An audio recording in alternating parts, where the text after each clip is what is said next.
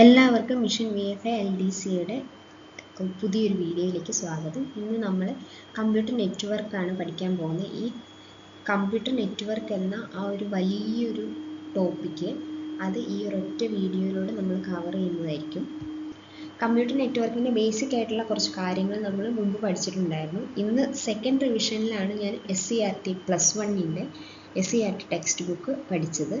അപ്പോൾ ഒരുപാടുണ്ട് പഠിക്കാൻ, അതെല്ലാം ഈ വീഡിയോയിൽ ഉൾപ്പെടുത്തിയിട്ടുണ്ട്. നമുക്കറിയാം PSC എക്സാമിന് സ്റ്റേറ്റ്മെൻ്റ് ആയിട്ടുള്ള ക്വസ്റ്റ്യൻസിലാണെങ്കിലും അല്ലാതെ കമ്പ്യൂട്ടർ വൺ വേർഡ് ആയിട്ട് ചോദിച്ചാലും ഒരുപാട് ഒരു 5 ക്വസ്റ്റ്യൻ ഉണ്ടെങ്കിൽ അതിൽ മിനിമം 2 എണ്ണമെങ്കിലും ഈ കമ്പ്യൂട്ടർ നെറ്റ്വർക്കുമായി ബന്ധപ്പെട്ട് വരുന്നുണ്ട്. കമ്പ്യൂട്ടർ നെറ്റ്വർക്കിൽ LAN, MAN, WAN അത് മാത്രമല്ല ഉള്ളത്, ടൈപ്പ് ഓഫ് നെറ്റ്വർക്ക്സും ഉണ്ട്, പിന്നെ ബ്ലൂടൂത്ത്, വൈഫൈ അങ്ങനെയുള്ള കുറേ ക്വസ്റ്റ്യൻസും ഉണ്ട്. അപ്പോൾ ഇതിൽ ഞാൻ കുറച്ച് മോഡൽ ക്വസ്റ്റ്യൻസും, അതായത് PSC ചോദിച്ച പ്രീവിയസ് ഇയർ ക്വസ്റ്റ്യൻ പേപ്പർ അതിൻ്റെ അകത്തെ ക്വസ്റ്റ്യൻസും ഉൾപ്പെടുത്തിയിട്ടുണ്ട്. അപ്പം എല്ലാവരും വീഡിയോ മുഴുവനായി കാണുക.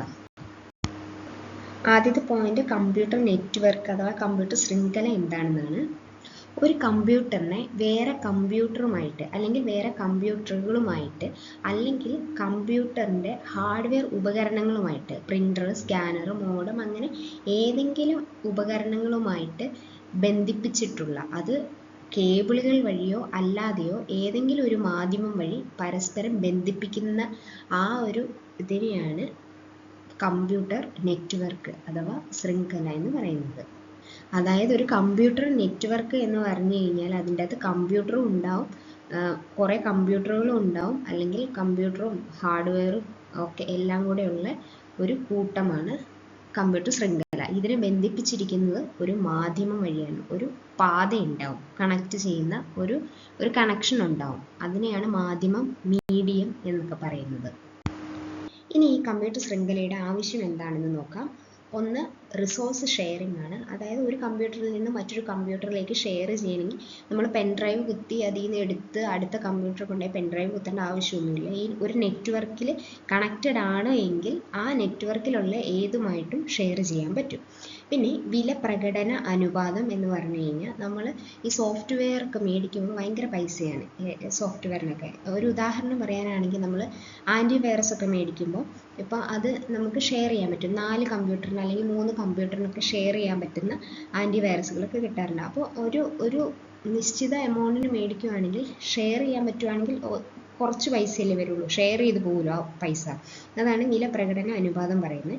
പിന്നെ വിവരവിനിമയം, അതായത് ഏതെങ്കിലും നെറ്റ്വർക്കുമായിട്ട് കണക്ട് ചെയ്തിട്ടുണ്ടെങ്കിൽ, ഇപ്പോൾ ഞാൻ തന്നെ റെക്കോർഡ് ചെയ്യുന്നു, അത് ഇൻ്റർനെറ്റ് എന്ന വലിയൊരു ശൃംഖലയിലേക്ക് അത് പോകുമ്പോൾ അതൊരു കമ്മ്യൂണിക്കേഷനാണ്, വിവരം കമ്മ്യൂണിക്കേറ്റ് ചെയ്യുകയാണ്. അതിനൊരു സെൻറ്റർ ഉണ്ട്, ഒരു റിസീവർ ഉണ്ട്, ഒരു മീഡിയം ത്രൂ കണക്ട് ചെയ്തിരിക്കുകയാണ്. അടുത്തത് റിലയബിലിറ്റി. റിലയബിലിറ്റി എന്ന് വെച്ച് കഴിഞ്ഞാൽ ബാക്കപ്പ് ഫെസിലിറ്റിനെയാണ് ഉദ്ദേശിക്കുന്നത്. അതായത് ഒരു കമ്പ്യൂട്ടറിൽ നിന്നും ഇത് പരസ്പരം കണക്ട് ചെയ്തിരിക്കുകയാണ് എങ്കിൽ ഒരു കമ്പ്യൂട്ടറിൽ ലോസ് ആയാലും അടുത്ത കമ്പ്യൂട്ടറിൽ നിന്ന് ഈ കമ്പ്യൂട്ടറിലുള്ള കാര്യങ്ങളൊക്കെ എടുക്കാൻ പറ്റും. അപ്പോൾ ഒരിക്കലും ഡാറ്റ നഷ്ടപ്പെടുന്നില്ല, അങ്ങനെ ഒരു വിശ്വാസ്യതയും ഉണ്ട്.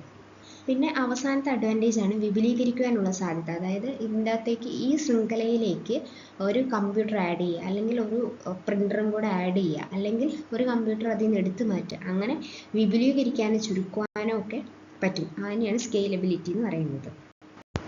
ഇനി ഇതിലെ പ്രധാന ടേംസ് ആണ് പഠിക്കുന്നത്. ഒന്ന്, ബാൻഡ് വിഡ്ത്ത്. ബാൻഡ് വിഡ്ത്ത് എന്ന് പറഞ്ഞാൽ ഡാറ്റയുടെ അളവ്, എമൗണ്ട് ഓഫ് ഡാറ്റ, അതാണ് ആദ്യം മനസ്സിലേക്ക് വരുന്നത്. എമൗണ്ട് ഓഫ് ഡാറ്റ, എത്ര എമൗണ്ട് ഓഫ് ഡാറ്റയാണ് ഒരു സമയത്ത് ഒരു മാധ്യമത്തിലൂടെ, ഒരു മീഡിയത്തിലൂടെ കടന്നു പോകുന്നത്. അത് ചിലപ്പോൾ ചിലത് വീതി കുറഞ്ഞ എന്ന് ഉദ്ദേശിച്ചത്, ഇവിടെ ഉദാഹരണം പറഞ്ഞിരിക്കുന്നത് വലിയ റോഡിൽ കൂടെ പോവുകയാണെങ്കിൽ ഒരുപാട് വണ്ടികൾക്ക് പോകാൻ പറ്റും. ഇടുങ്ങിയ റോഡാണെങ്കിൽ വളരെ കുറച്ച് വണ്ടികൾക്കേ പോകാൻ പറ്റുള്ളൂ. അതുപോലെ തന്നെ ബാൻഡ് വിഡ്ത്ത് കൂടുതലാണെങ്കിൽ കുറേ ഡാറ്റകൾക്ക് പോകാൻ പറ്റും. ബാൻഡ് വിഡ്ത്ത് കുറവാണെങ്കിൽ കുറച്ച് ഡാറ്റകളെ അതിൽ കൂടെ പാസ്സാവുള്ളൂ. അപ്പോൾ ആ എമൗണ്ട് ഓഫ് ഡാറ്റ ആ മീഡിയത്തിൽ കൂടെ അയക്കാൻ പറ്റുന്ന എത്രത്തോളം ഡാറ്റ അയക്കാൻ പറ്റുമോ ആ ഡാറ്റയുടെ അളവാണ് ബാൻഡ് വിഡ്ത്ത്. ഓർക്കേണ്ട ടേം ഇതാണ്, ഡാറ്റയുടെ അളവ്, എമൗണ്ട് ഓഫ് ഡാറ്റ. ഇനി ഈ ഡേറ്റേൻ്റെ അളവ്, ഇതിലൂടെ കടന്നു പോകുന്ന ഡേറ്റേനെ അളക്കുന്നത് ബിറ്റ്സ് പെർ സെക്കൻഡ് അളവിനെയാണ്. ബിറ്റ്സ് പെർ സെക്കൻഡ് എന്നാണ് അളക്കുന്നത്, അതിൻ്റെ അളവ്. അടുത്ത ടേം നോയ്സ് ആണ്. നോയ്സ് എന്ന് പറഞ്ഞു കഴിഞ്ഞാൽ ഈ ഡേറ്റ സിഗ്നലിൻ്റെ രൂപത്തിലാണല്ലോ പോകുന്നത്.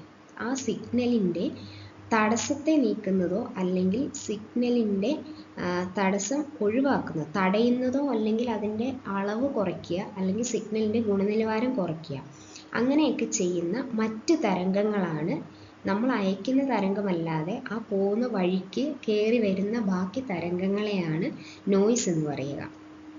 അപ്പോൾ നമ്മൾ നോയ്സ് ഒന്നും കയറാതെ അത്രയും പ്രൊട്ടക്റ്റഡ് ആയിട്ട് കവേർഡ് ആയിട്ട് വിടുകയാണ് എങ്കിൽ, ഇപ്പം നമ്മൾ സ്റ്റുഡിയോയിലൊക്കെ പോയി എടുക്കുകയാണെങ്കിൽ പുറത്തുനിന്നുള്ള നോയ്സ് ഒന്നും കയറാതെ ഇരിക്കുമെന്നൊക്കെ പറഞ്ഞിട്ടില്ലേ. അപ്പോൾ പുറത്തുനിന്നുള്ള ഒന്നും ഉണ്ടാവാതെ അത് പുറത്തുനിന്ന് എന്തെങ്കിലും വരികയാണെങ്കിൽ അതിനെയാണ് നോയ്സ് എന്ന് പറയുന്നത്. മറ്റ് തരംഗങ്ങൾ, നമ്മൾ വിടുന്ന തരംഗം അല്ലാതെ പുറമേ നിന്നുള്ള തരംഗങ്ങൾ വരുന്നതിനെയാണ് നോയ്സ് എന്ന് പറയുന്നത്.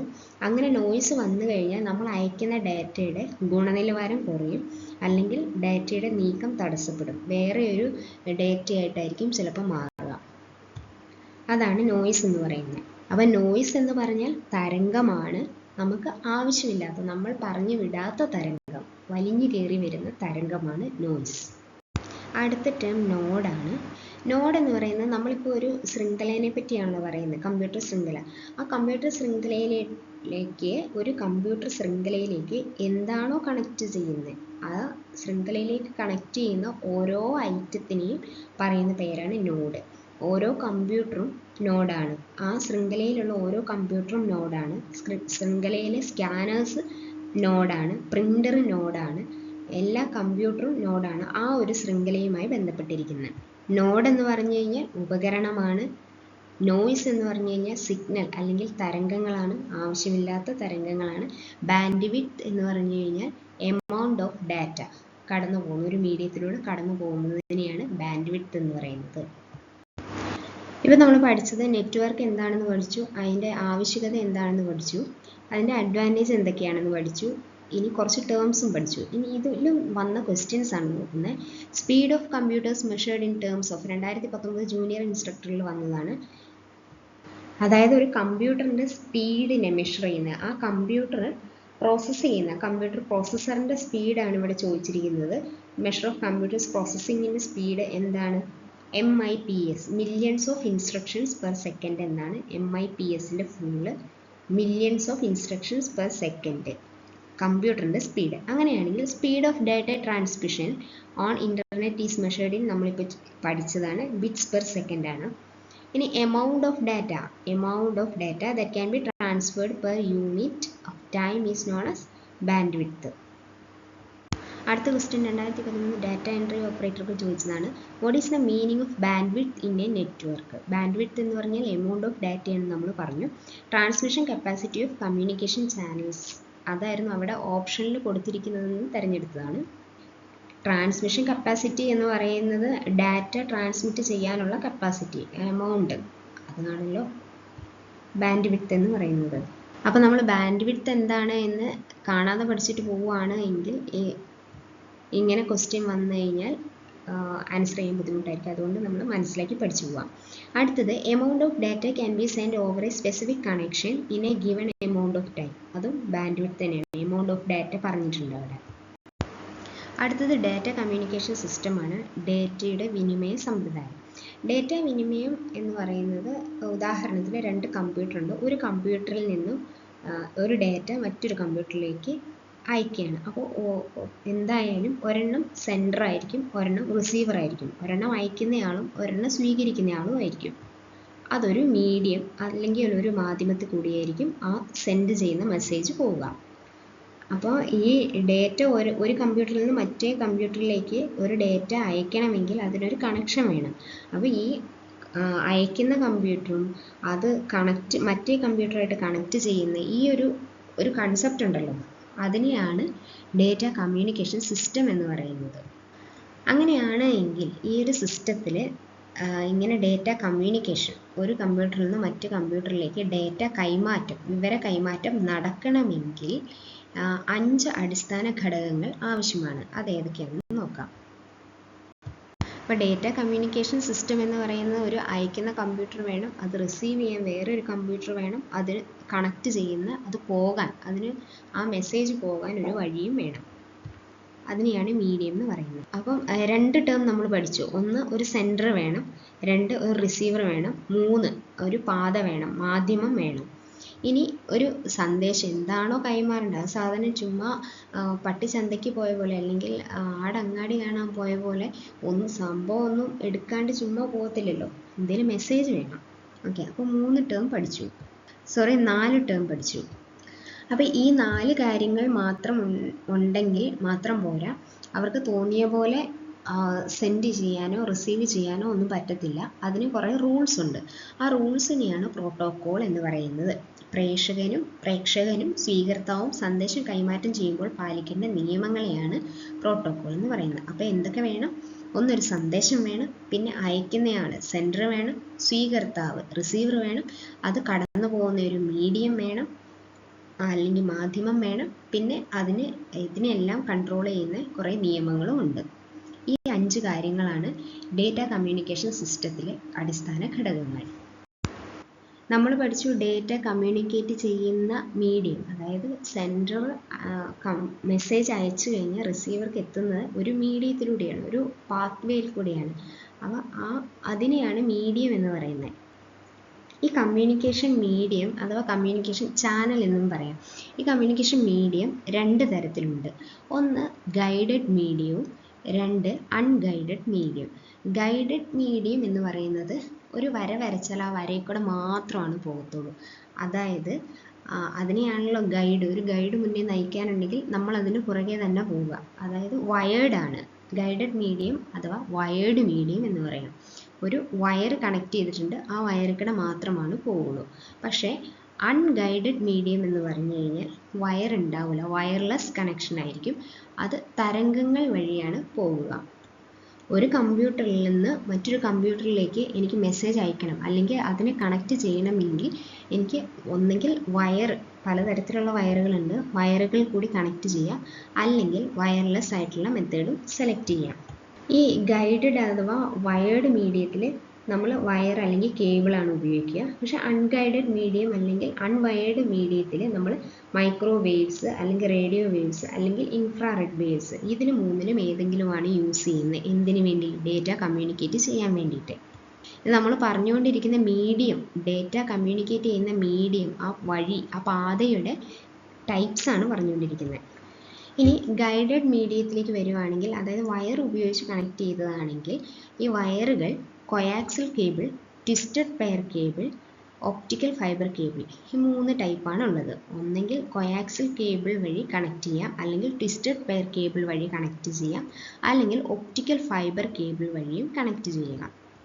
ഇനി അതെന്താണെന്നാണ് താഴേക്ക് വിശദീകരിക്കുന്നത്. ഒന്ന് ട്വിസ്റ്റഡ് പെയർ കേബിൾ.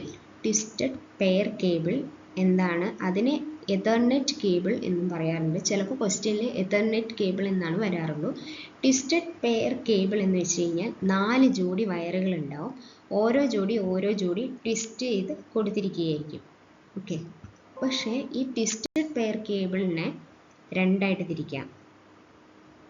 ഒന്ന് അൺഷീൽഡഡ് ട്വിസ്റ്റഡ് പെയറും 2 ഷീൽഡഡ് ട്വിസ്റ്റഡ് പെയറും. നിങ്ങൾക്ക് ആ പിക്ചർ കാണുമ്പോൾ മനസ്സിലാവും. ഇതാണ് ട്വിസ്റ്റഡ് പെയർ. 4 ജോഡി വയറുകൾ ഉണ്ടാവും, അതിനെ കണക്ട് ചെയ്തിരിക്കുകയായിരിക്കും. അൺഷീൽഡഡ് എന്ന് വെച്ച് കഴിഞ്ഞാൽ ഇതിന് കവർ ഇല്ല. കണ്ടോ, ഇത് പെയർ ചെയ്ത് ചുമ്മാ പെയർ ചെയ്ത് വെച്ചിട്ടേ ഉള്ളൂ. ഈ ഓരോ പെയറിനും കവറില്ല. അതേസമയം ഇവിടെ ഒരു പെയർ എടുത്തു, അതിനൊരു കവറുണ്ട്, ഇതിനൊരു പെയർ കവർ, അങ്ങനെ ഓരോ പെയറിനും ഓരോ കവർ ഇട്ടിട്ടാണ് കോമൺ ആയിട്ടൊരു കവർ ചെയ്യുന്നത് എങ്കിൽ അത് ഷീൽഡുണ്ട്, കവറുണ്ട്, ഷീൽഡഡ് ട്വിസ്റ്റഡ് പെയർ ആയിരിക്കും. ഇനി അതിന് കവറില്ല, ഇത് ചുമ്മാ ഇങ്ങനെ രണ്ടെണ്ണം വീതം പെയർ ചെയ്തിട്ട് അതിനെ ഒരു കുഴലിലേക്ക് ഇട്ടേക്കുവാണ് എങ്കിൽ അതിനെ അൺഷീൽഡഡ് ട്വിസ്റ്റഡ് പെയർ എന്ന് പറയുന്നു. വയേർഡ് അഥവാ ഗൈഡഡ് മീഡിയത്തിൽ രണ്ടാമത്തെ വയർ ടൈപ്പാണ് കൊയാക്സിയൽ കേബിൾ എന്ന് പറയുന്നത്. കൊയാക്സിയൽ കേബിളിൻ്റെ അകത്ത് കോപ്പർ വയർ ഉണ്ടാവും, അഥവാ ഒരു ചാലകം ഉണ്ടാവും.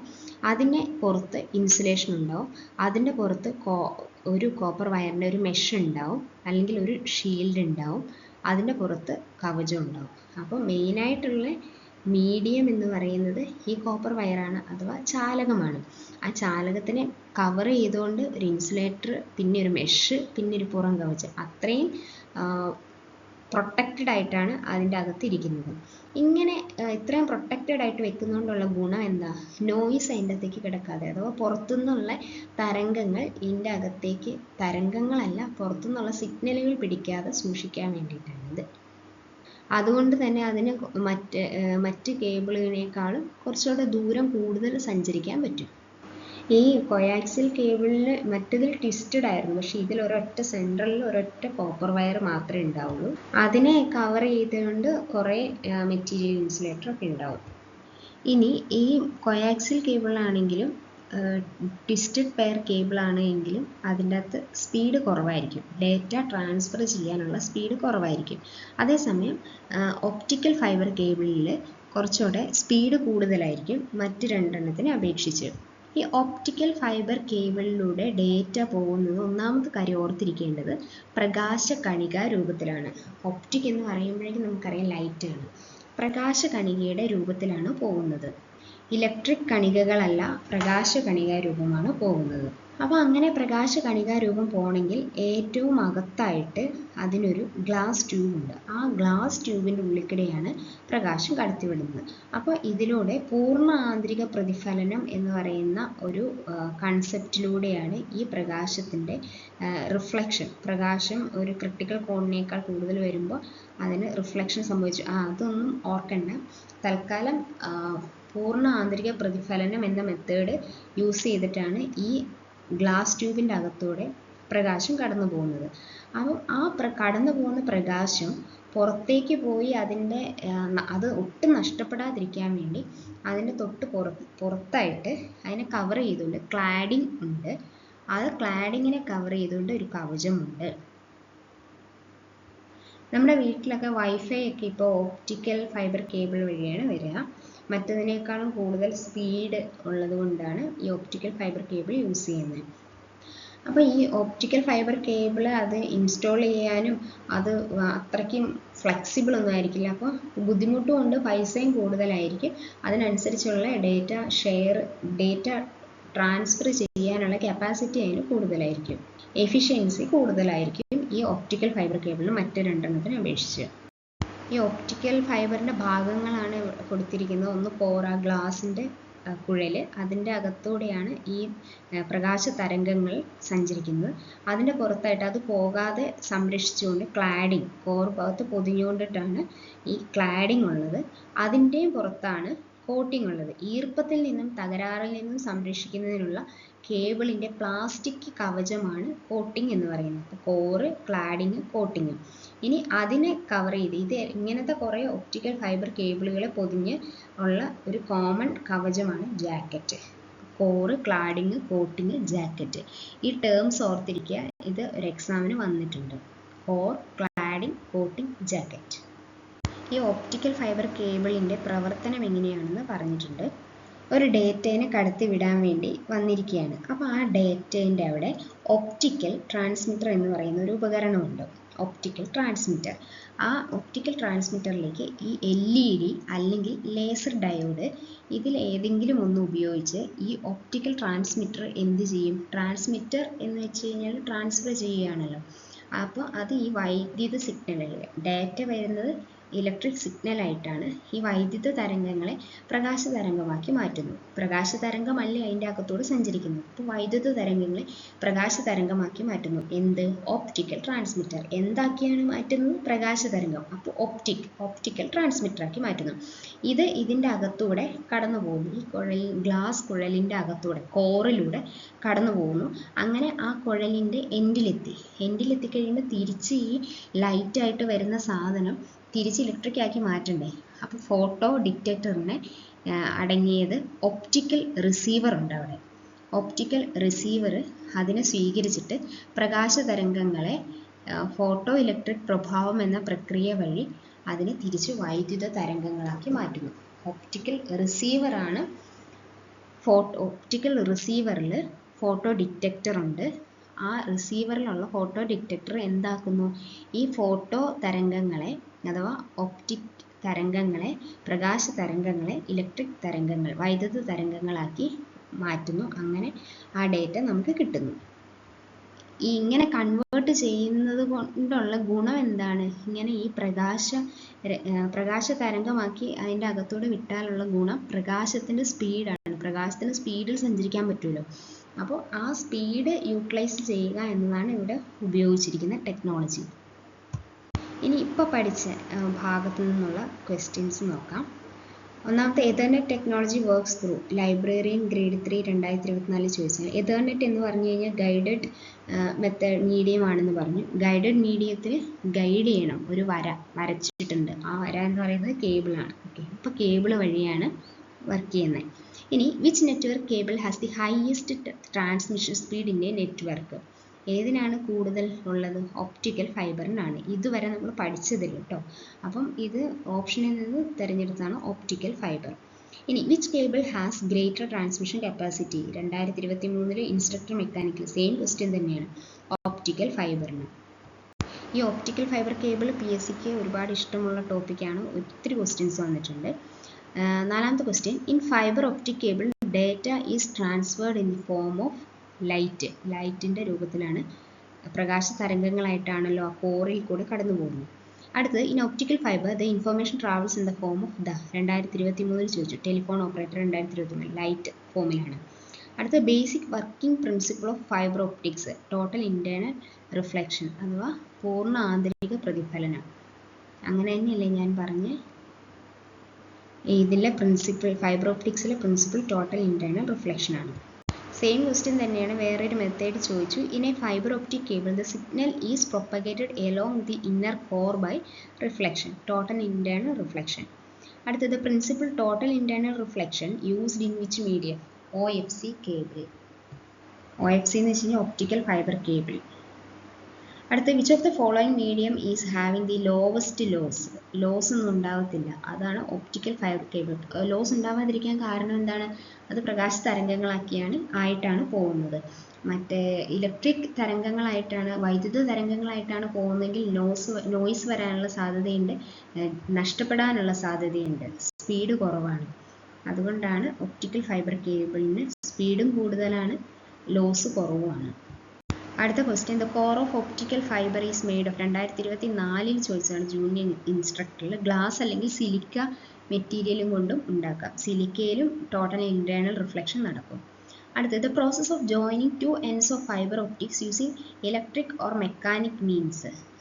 ഇലക്ട്രിക് അല്ലെങ്കിൽ മെക്കാനിക്കൽ മീൻസ് വഴി രണ്ട് ഒപ്റ്റിക്കൽ ഫൈബറിനെ ജോയിൻ ചെയ്യുന്നതിന്, രണ്ടറ്റത്തെയും ജോയിൻ ചെയ്യുന്നതിനെയാണ് സ്പ്ലൈസിങ് എന്ന് പറയുന്നത്. ഇത് ജൂനിയർ ഇൻസ്ട്രക്ടർ കമ്പ്യൂട്ടർ പ്രോഗ്രാമിങ്ങിൻ്റെ സ്പെസിഫിക് ആയിട്ട് വന്നതുകൊണ്ടായിരിക്കും ഈ ഒരു ക്വസ്റ്റ്യൻ തന്നെ എന്തായാലും പഠിച്ചു വെച്ചിരിക്കുക. ആ പ്രോസസ്സിന് പറയുന്ന പേരാണ് സ്പ്ലൈസിങ്. അടുത്ത്, which category of ethernet cable is suitable only for voice communication? Voice communication ഇത് കമ്പ്യൂട്ടർ പ്രോഗ്രാമറിൻ്റെയാണ്. പ്രോഗ്രാമർ കം ഓപ്പറേറ്റർ 2023 ചോദിച്ചാണ്. കാറ്റഗറി 1 ആണ് വോയിസ് കമ്മ്യൂണിക്കേഷന് മാത്രം ഉപയോഗിക്കുന്ന എതർനെറ്റ് കേബിൾ. അതായത് ടെലിഫോൺ കമ്മ്യൂണിക്കേഷന് വേണ്ടി മാത്രമുള്ള കേബിളാണ് കാറ്റഗറി 1ൽ പെട്ട എതർനെറ്റ് കേബിൾ എന്ന് പറയുന്നത്. എതർനെറ്റ് കേബിളിൽ നമ്മൾ പറഞ്ഞായിരുന്നു ഏതൊക്കെ വരും? ട്വിസ്റ്റഡ് വരും, പിന്നെ കൊയാക്സിയൽ കേബിൾ വരും, അതൊക്കെ എതർനെറ്റ് തന്നെയാണ്. ഈ എതർനെറ്റ് കാറ്റഗറി 1ൽ ആണ് ഉള്ളത് എങ്കിൽ, കേബിൾ കാറ്റഗറി 1ലാണ് ഉള്ളത് എങ്കിൽ അതിൻ്റെ അകത്തൂടെ വോയിസ് കമ്മ്യൂണിക്കേഷൻ മാത്രമാണ് പറ്റുള്ളൂ, ഡേറ്റ ട്രാൻസ്ഫർ ചെയ്യാൻ പറ്റത്തില്ല. ഈ കാറ്റഗറി തിരിച്ചിരിക്കുന്ന ഓരോ ഫ്രീക്വൻസിക്കും അനുസരിച്ചാണ്. അതായത് കാറ്റഗറി 1 ഇപ്പം നമ്മൾ പറഞ്ഞു വോയിസ് കമ്മ്യൂണിക്കേഷന് വേണ്ടിയിട്ട് മാത്രമുള്ളതാണ് കാറ്റഗറി 1. കാറ്റഗറി 2ൽ വരുന്നത് 4 മെഗാബിറ്റ് വരെയാണ് പെർ സെക്കൻഡാണ് അതിൻ്റെ അകത്ത് ട്രാൻസ്ഫർ സ്പീഡ് എന്ന് പറയുന്നത്. അതുപോലെ കാറ്റഗറി 3ൽ വരുവാണെങ്കിൽ 16 മെഗാഹെർട്സ് ആണ് അതിൻ്റെ ഇതെന്ന് പറയുന്നത്. അതായത് 10 Mbps വരെയാണ് അതിൻ്റെ അകത്ത് സ്പീഡ് വരത്തുള്ളൂ. കാറ്റഗറി 4 എന്ന് പറയുന്നത് 20 മെഗാഹെർട്സ് ആണ് അതിൻ്റെ ഫ്രീക്വൻസി വരുന്നത്. 16 Mbps ആണ് അതിൻ്റെ അകത്ത് സ്പീഡ് വരുന്നത്. അത്രയും യൂസ് ചെയ്യാനാണ് പറ്റത്തുള്ളൂ കാറ്റഗറി 4 വരുന്നത്. എന്നാൽ കാറ്റഗറി 5 എന്ന് പറയുന്നത് നമ്മുടെ ഒരു വീട്ടിലൊക്കെ യൂസ് ചെയ്യാൻ പറ്റുന്ന അതിൻ്റെ കാറ്റഗറിയാണ് കാറ്റഗറി 5 എന്ന് പറയുന്നത്. അതായത് നമ്മൾ കാറ്റഗറി 4ൽ 16 Mbps മാത്രമായിരുന്നു നെറ്റ്വർക്കിൻ്റെ സ്പീഡ് പറഞ്ഞിരുന്നത്. എന്നാൽ ഇതിൻ്റെ അകത്ത് ഈ കാറ്റഗറി 5 വന്നു കഴിഞ്ഞാൽ അതിൻ്റെ പെർഫോമൻസ് 100 Mbps വരെ വരുന്നുണ്ട്. 100 to 125 ഒക്കെ വരുന്നുണ്ട് Mbps സ്പീഡ്. ഈ കാറ്റഗറി 5E ആണ് ശരിക്കും 125 Mbps വരെ കിട്ടുന്നത്. കാറ്റഗറി 6ൽ പറയുന്നതാണെങ്കിൽ 10 Gbps കിട്ടും, പക്ഷേ അതിന് 55 മീറ്റർ വരെ ഡിസ്റ്റൻസ് അതിന് ട്രാവൽ ചെയ്യാൻ പറ്റത്തുള്ളൂ. 6 ആണ്, കാറ്റഗറി 6 ആണെങ്കിൽ. പിന്നെ ഇതുവരെ പറഞ്ഞതിൽ കാറ്റഗറി 3, 5, 5E ഇതൊന്നും ഷീൽഡഡ് അല്ല, അത് ഓർക്കണം. അതായത് അതിനൊന്നും കവറില്ല. കവറില്ല മീൻസ് അതിൻ്റെ ആ ട്വിസ്റ്റഡ് പെയറിന് കവറില്ല, സെപ്പറേറ്റ് ഇൻഡിവിജ്വൽ കവറില്ല. അതിൻ്റെ മാക്സിമം ട്രാൻസ്മിഷൻ കാറ്റഗറി 3ക്ക് 10 ആണുള്ളൂ, 100 മീറ്റർ ആണ് അത് പോകത്തുള്ളൂ. 10 Mbps 100 മീറ്റർ ആണ് പോകത്തുള്ളൂ. കാറ്റഗറി 5 നോക്കുകയാണെങ്കിൽ 100 Mbps വരെയുണ്ട്, പക്ഷെ അതും 100 മീറ്റർ വരെയാണ് പോകത്തുള്ളൂ. പിന്നെ കാറ്റഗറി 5Eയിലാണ് 1 Gbps വരെ കിട്ടുന്നത്, അതും 100 മീറ്റർ വരെ പോവുള്ളൂ. കാറ്റഗറി 6ഉം 1 Gbps ആണ്, അതും 100 മീറ്റർ ആണ്. കാറ്റഗറി 6A 10 Gbps ഉണ്ട്, 7ഉം 10 Gbps ഉണ്ട്, രണ്ടും 100 മീറ്റർ ആണ് പോകുള്ളൂ. 7Aയും 8ഉം നോക്കുകയാണെങ്കിൽ 7A 10 Gbps തന്നെയാണ്, 100 മീറ്റർ. കാറ്റഗറി 8 വരുവാണെങ്കിൽ 20 Gbps ഉണ്ട്. ഇതിൻ്റെയൊക്കെ ഈ കാറ്റഗറി 3 ഇത്ര മീറ്റർ വരെ പോകുന്നുള്ളൂ എങ്കിൽ അതിൻ്റെ ബാൻഡ് വിഡ്ത്ത് കൂടി വരുന്നുണ്ട്. 16, 100, 250, 500. കാറ്റഗറി 6A ഒക്കെ വരുമ്പോൾ 500 MHz ഒക്കെ ബാൻഡ് വിഡ്ത്ത് വരുന്നുണ്ട്. അതായത് ഇപ്പോൾ കാറ്റഗറി 8 വരുമ്പോഴേക്ക് 2000 MHz, 30 മീറ്ററിലൊക്കെ 2000 MHz ബാൻഡ് വിഡ്ത്ത് വരുന്നുണ്ട്. അത്രയും എമൗണ്ട് അതിലൂടെ ട്രാൻസ്ഫർ ചെയ്യാൻ പറ്റും. അങ്ങനെയാണ് കാറ്റഗറൈസ് ചെയ്തിട്ടുണ്ട് ഈ എതേർനെറ്റിനെ. ആ ക്വസ്റ്റ്യൻ വന്നതുകൊണ്ട് ഞാൻ പറഞ്ഞതേ ഉള്ളൂ, അല്ല മാച്ച് കളഞ്ഞേരെ, വേണ്ടവർ മാത്രം എടുത്താൽ മതി. ഇത്രയും നേരം നമ്മൾ പറഞ്ഞുകൊണ്ടിരുന്നത് ഗൈഡഡ് മീഡിയത്തെ പറ്റിയാണ്, അഥവാ വയറുള്ള മീഡിയത്തെ പറ്റിയാണ്, കേബിൾ കണക്ട് ചെയ്ത് ഉപയോഗിക്കുന്ന മീഡിയത്തെ പറ്റിയാണ് പറഞ്ഞുകൊണ്ടിരുന്നത്. ഇനി കമ്പ്യൂട്ടർ നെറ്റ്വർക്കിനെ പരസ്പരം കണക്ട് ചെയ്യുന്നത് വയറില്ലാതെ മെത്തേഡ് വഴി, വയർലെസ് മെത്തേഡ് വഴി എങ്ങനെ കണക്ട് ചെയ്യാം? അപ്പം അതിൻ്റെ അകത്ത് ഒന്നെങ്കിൽ റേഡിയോ തരംഗങ്ങളായിരിക്കും, അല്ലെങ്കിൽ മൈക്രോ തരംഗങ്ങളായിരിക്കും, അല്ലെങ്കിൽ ഇൻഫ്രാറെഡ് തരംഗങ്ങളായിരിക്കും. ഒന്നെങ്കിൽ റേഡിയോ വേവ്സ്, അല്ലെങ്കിൽ മൈക്രോവേവ്സ്, അല്ലെങ്കിൽ ഇൻഫ്രാറെഡ് വേവ്സ്.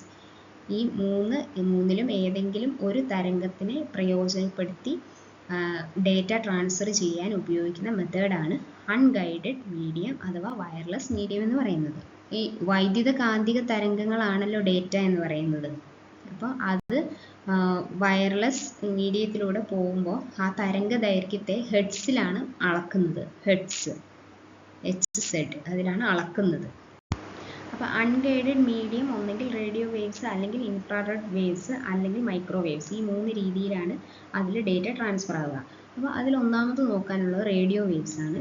റേഡിയോ വേവ്സ് എന്ന് പറയുന്നത് നമ്മൾ വെള്ളത്തിലൊരു എന്തെങ്കിലും സാധനം അനങ്ങാതെ നിശ്ചലമായി നിൽക്കുന്ന വെള്ളത്തിലേക്ക് എന്തെങ്കിലും ഒരു സാധനം ഇട്ട് കഴിഞ്ഞാൽ ഇങ്ങനെ വെള്ളം ഇങ്ങനെ റൗണ്ടായിട്ട് ഇങ്ങനെ ചുറ്റും ഉണ്ടാവില്ലേ, ആ ഒരു ടൈപ്പ് തരംഗങ്ങൾ പാസ് ചെയ്യുന്നതിനെയാണ് ഈ മെത്തേഡിലാണ് ഈ റേഡിയോ തരംഗങ്ങൾ പോവുക. അങ്ങനെ റൗണ്ടായിട്ടാണ് ഈ റേഡിയോ തരംഗങ്ങൾ പോകുന്നത്. ഈ റേഡിയോ തരംഗങ്ങൾ ഹ്രസ്വദൂരവും ദീർഘദൂര സംപ്രേഷണത്തിനും ഉപയോഗിക്കാറുണ്ട്. റേഡിയോ തരംഗങ്ങളുടെ ആവൃത്തി എന്ന് പറയുന്നത് 3 കിലോ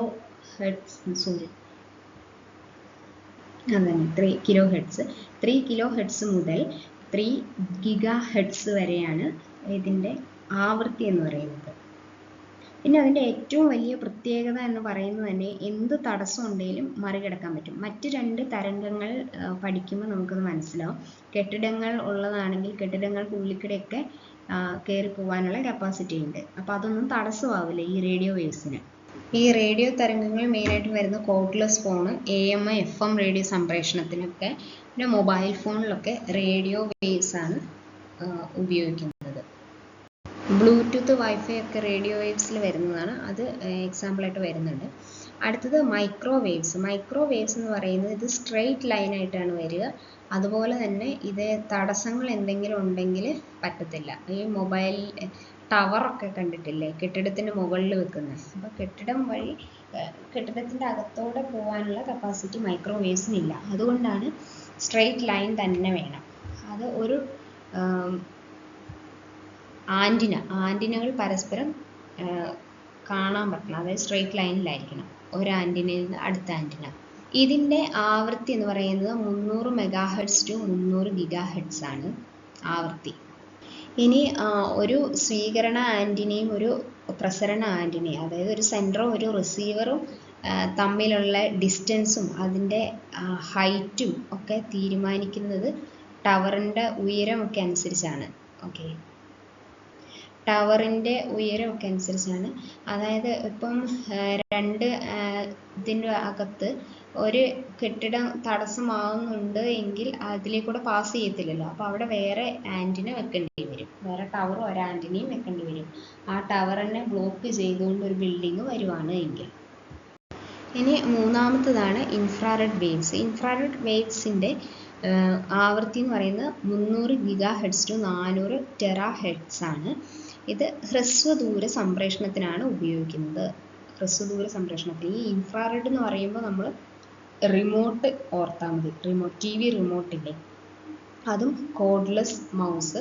ഈ TV റിമോട്ട് മാത്രമല്ല, ഈ കാറൊക്കെ ഓടിക്കുന്ന റിമോട്ടൊക്കെ ഇല്ലേ, റിമോട്ട് അങ്ങനത്തെ അതൊക്കെ ഈ ഇൻഫ്രാറെഡ് വേവ്സിന് എക്സാമ്പിളാണ്. അപ്പോൾ ഇതിൻ്റെ ഫ്രണ്ടിൽ വന്ന് നിന്ന് കഴിഞ്ഞാൽ, അതായത് TV റിമോട്ടിൻ്റെ ഫ്രണ്ടിൽ വന്ന് നിന്നാൽ TV വർക്കാവത്തില്ല. അപ്പം അതിൽ കടന്നു പോകാനുള്ള കപ്പാസിറ്റി ഇല്ല ഈ ഇൻഫ്രാറെഡ് വേവ്സിന്.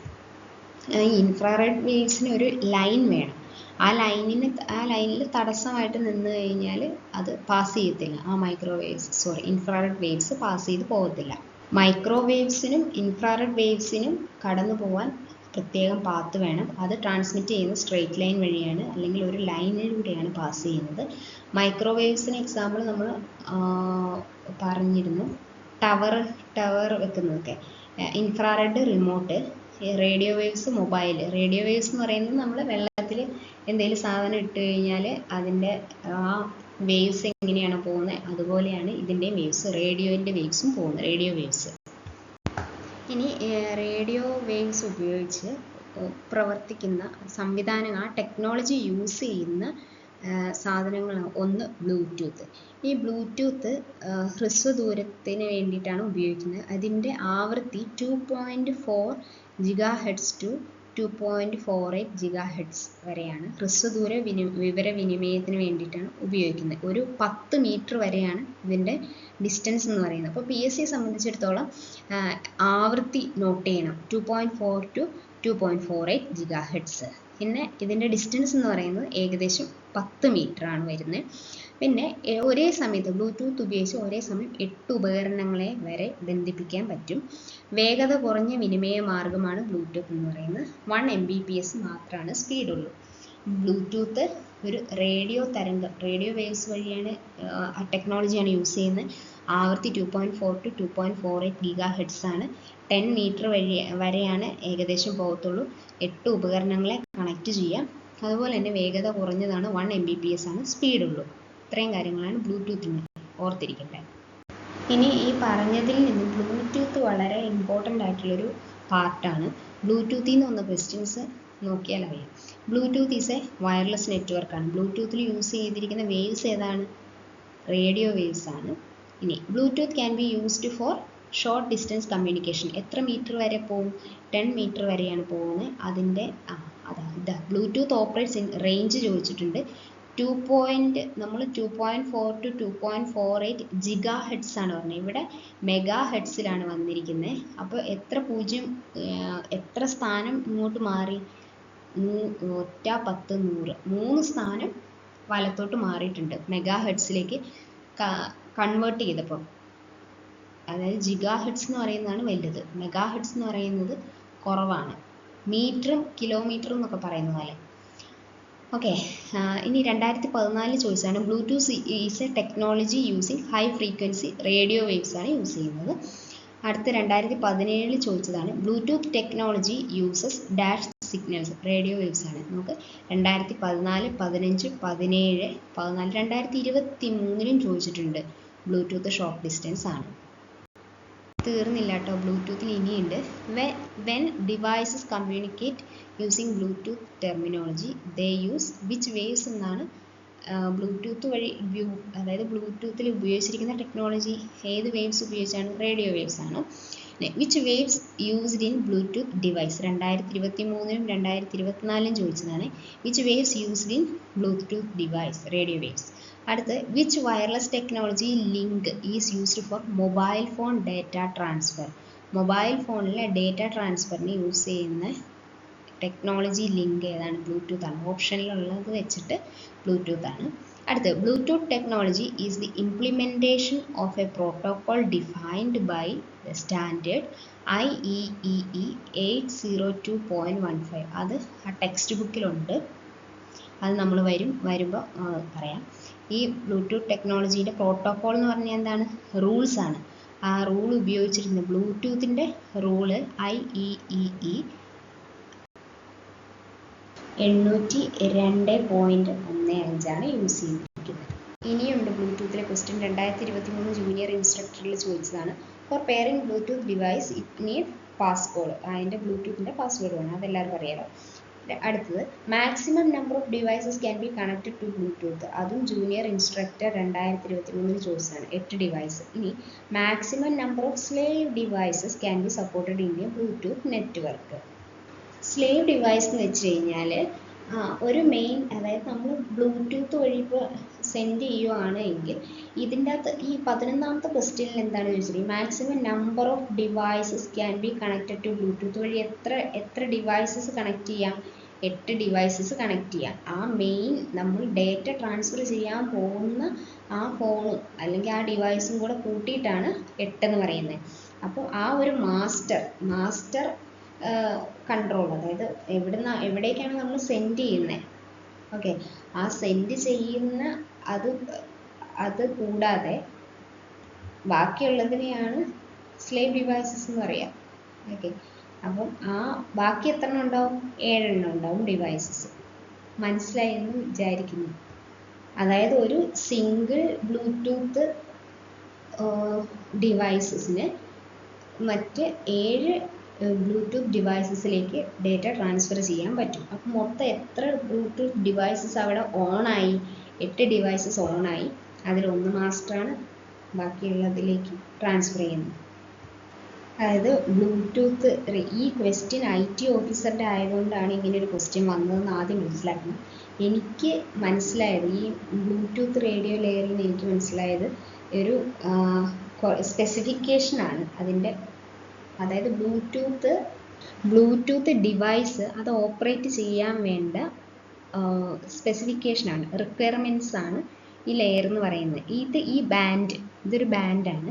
അപ്പം ഈ ബാൻഡ് 2.402 GHz മുതൽ അങ്ങനത്തെ ലെയറിൽ സ്റ്റാർട്ട് ചെയ്തിട്ട് 79 ലെയേഴ്സ് ഉണ്ട്, അഥവാ 79 ചാനലുണ്ട്.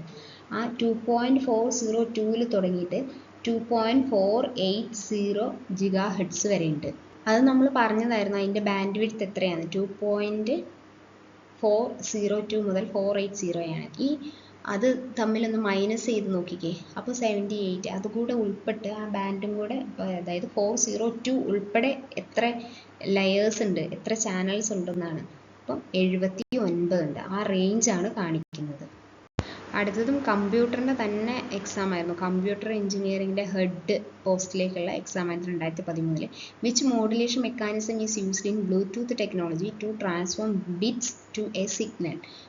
ബിറ്റ്സിനെ സിഗ്നലിലേക്ക് മാറ്റാൻ യൂസ് ചെയ്യുന്ന മോഡുലേഷൻ മെക്കാനിസം ഏതാണ്? ബ്ലൂടൂത്തിലെ ബിറ്റ്സിനെ സിഗ്നലിലേക്ക് മാറ്റാൻ ഉപയോഗിക്കുന്ന മെക്കാനിസം ഏതാണെന്നാണ് ഗൗസിയൻ ഫ്രീക്വൻസി ഷിഫ്റ്റ് കീയിങ് എന്നാണ് അതിൻ്റെ പേര്. കാണാതെ പഠിച്ചു വെച്ചോ, ഗൗസിയൻ ഫ്രീക്വൻസി ഷിഫ്റ്റ് കീയിങ്. അടുത്തത് consider the following features of Bluetooth connectivity, choose the correct one. Junior project assistant 2023 വന്ന ക്വസ്റ്റ്യൻ ആണ്. ഇങ്ങനെയായിരിക്കും ഇനി അങ്ങോട്ടേക്ക് ക്വസ്റ്റ്യൻ വരിക.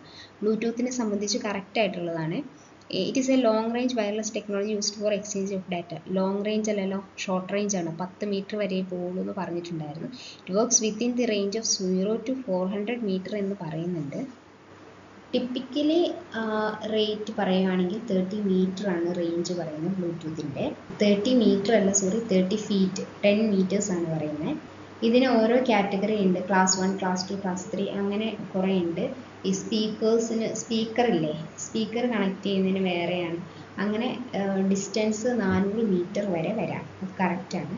അടുത്തത് international agency for cancer has listed Bluetooth transmission in the carcinogen list. Cancer കോസിങ്ങിൻ്റെ ഐറ്റത്തിൽ വന്നിട്ടുണ്ട് ഈ ബ്ലൂടൂത്തിൻ്റെ വേവ്സ് എന്ന് പറയുന്നത്. വേവ്സ് അല്ല, ബ്ലൂടൂത്ത് ട്രാൻസ്മിഷൻ എന്ന് പറയുന്നത്. ഇനി റേഡിയോ വേവ്സ് ടെക്നോളജി ഉപയോഗിക്കുന്ന അടുത്ത ഇതാണ് വൈഫൈ എന്ന് പറയുന്നത്. പറഞ്ഞ മാതിരി സെൽഫോൺ, ടെലിവിഷൻ, റേഡിയോ എല്ലാത്തിലും വൈഫൈ ഉപയോഗിച്ച് കണക്ട് ചെയ്ത് ഡാറ്റ ട്രാൻസ്ഫർ ചെയ്യാൻ പറ്റും. അതുപോലെ തന്നെ ഇതിൻ്റെ ആവൃത്തി എന്ന് പറയുന്നത് 2.4 GHz ടു 5 GHz ആണ്. ഇത് 2.4 to 2.48 ആയിരുന്നു. ഇത് 2.4 GHz ടു 5 GHz വരെയാണ്. ഇതിനെ അങ്ങോട്ടും ഇങ്ങോട്ടും ബ്ലൂടൂത്ത് എന്ന് പറഞ്ഞു കഴിഞ്ഞാൽ ഒന്നീന്ന് ബാക്കി 7 എണ്ണത്തിലേക്കാണ് കണക്ട് ചെയ്യാൻ പറ്റുള്ളൂ. പക്ഷെ ഇത് അങ്ങോട്ടും ഇങ്ങോട്ടും ഒക്കെ കണക്ട് ചെയ്യാൻ പറ്റും. ഇനി ഇതെങ്ങനെയാണ് ഇത് വർക്ക് ചെയ്യുന്നതെന്ന് വെച്ച് കഴിഞ്ഞാൽ കമ്പ്യൂട്ടറിൻ്റെ അകത്തൊരു വയർലെസ് അഡാപ്റ്റർ ഉണ്ട്.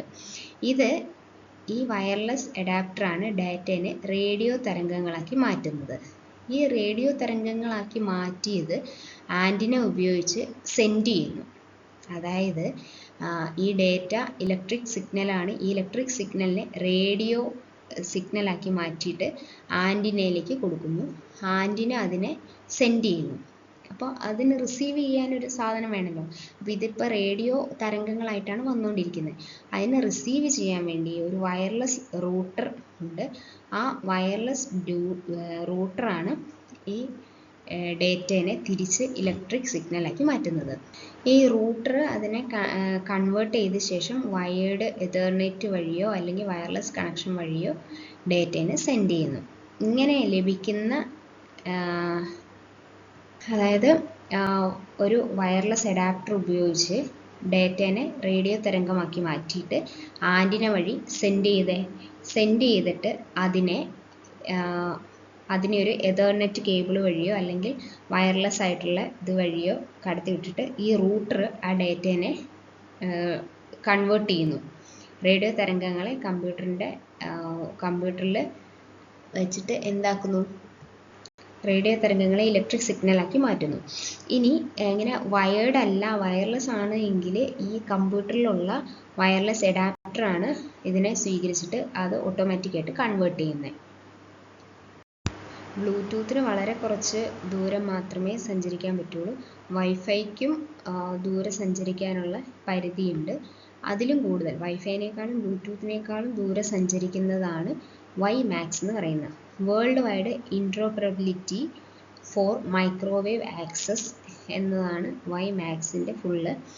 അതിൻ്റെ അടിസ്ഥാനം 802.16e ആണ് അതിൻ്റെ പ്രോട്ടോക്കോൾ എന്ന് പറയുന്നത്. ഇനി ഇതിൻ്റെ ആവൃത്തി 2 GHz to 11 GHz ആണ്. ഇനി ഇതിൻ്റെ ദീർഘദൂരം ഇൻ്റർനെറ്റ് ഉപയോഗത്തിന് വേണ്ടി ഒരു നഗരത്തിലൊക്കെ ഈ വൈഫൈ കൊടുക്കാൻ വേണ്ടിയിട്ട് ഉപയോഗിക്കുന്നതാണ് ഈ വൈമാക്സ് എന്ന് പറയുന്നത്. അതിനൊരു ബേസ് സ്റ്റേഷൻ ഉണ്ടാവും. ഈ ബേസ് സ്റ്റേഷനിൽ കണക്ട് ചെയ്തിരിക്കുന്ന കമ്പ്യൂട്ടേഴ്സിലേക്കൊക്കെ ഇതിന് വൈഫൈ കൊടുക്കാൻ സഹായിക്കുന്നു. നമ്മൾ റേഡിയോ വേവ്സ് ടെക്നോളജി യൂസ് ചെയ്യുന്നത് ഒന്ന് ബ്ലൂടൂത്ത് പറഞ്ഞു, പിന്നെ വൈഫൈ പറഞ്ഞു, പിന്നെ വൈമാക്സ് പറഞ്ഞു. നാലാമത്തെയാണ് ഉപഗ്രഹ സംപ്രേഷണം അഥവാ സാറ്റലൈറ്റ് ലിങ്ക് എന്ന് പറയുന്നത്. ഇത് മെയിനായിട്ട് ചെയ്യുന്നത് തരംഗങ്ങളുടെ ഈ റേഡിയോ വേവ്സിൻ്റെയൊക്കെ ശക്തി വർദ്ധിപ്പിക്കാൻ വേണ്ടി അതിന് ആംപ്ലിഫൈ ചെയ്യുന്നുണ്ട്. ഈ ആംപ്ലിഫൈ ചെയ്യാൻ വേണ്ടിയിട്ടാണ് ഈ ഉപഗ്രഹത്തിലേക്ക് അയക്കുന്നത്.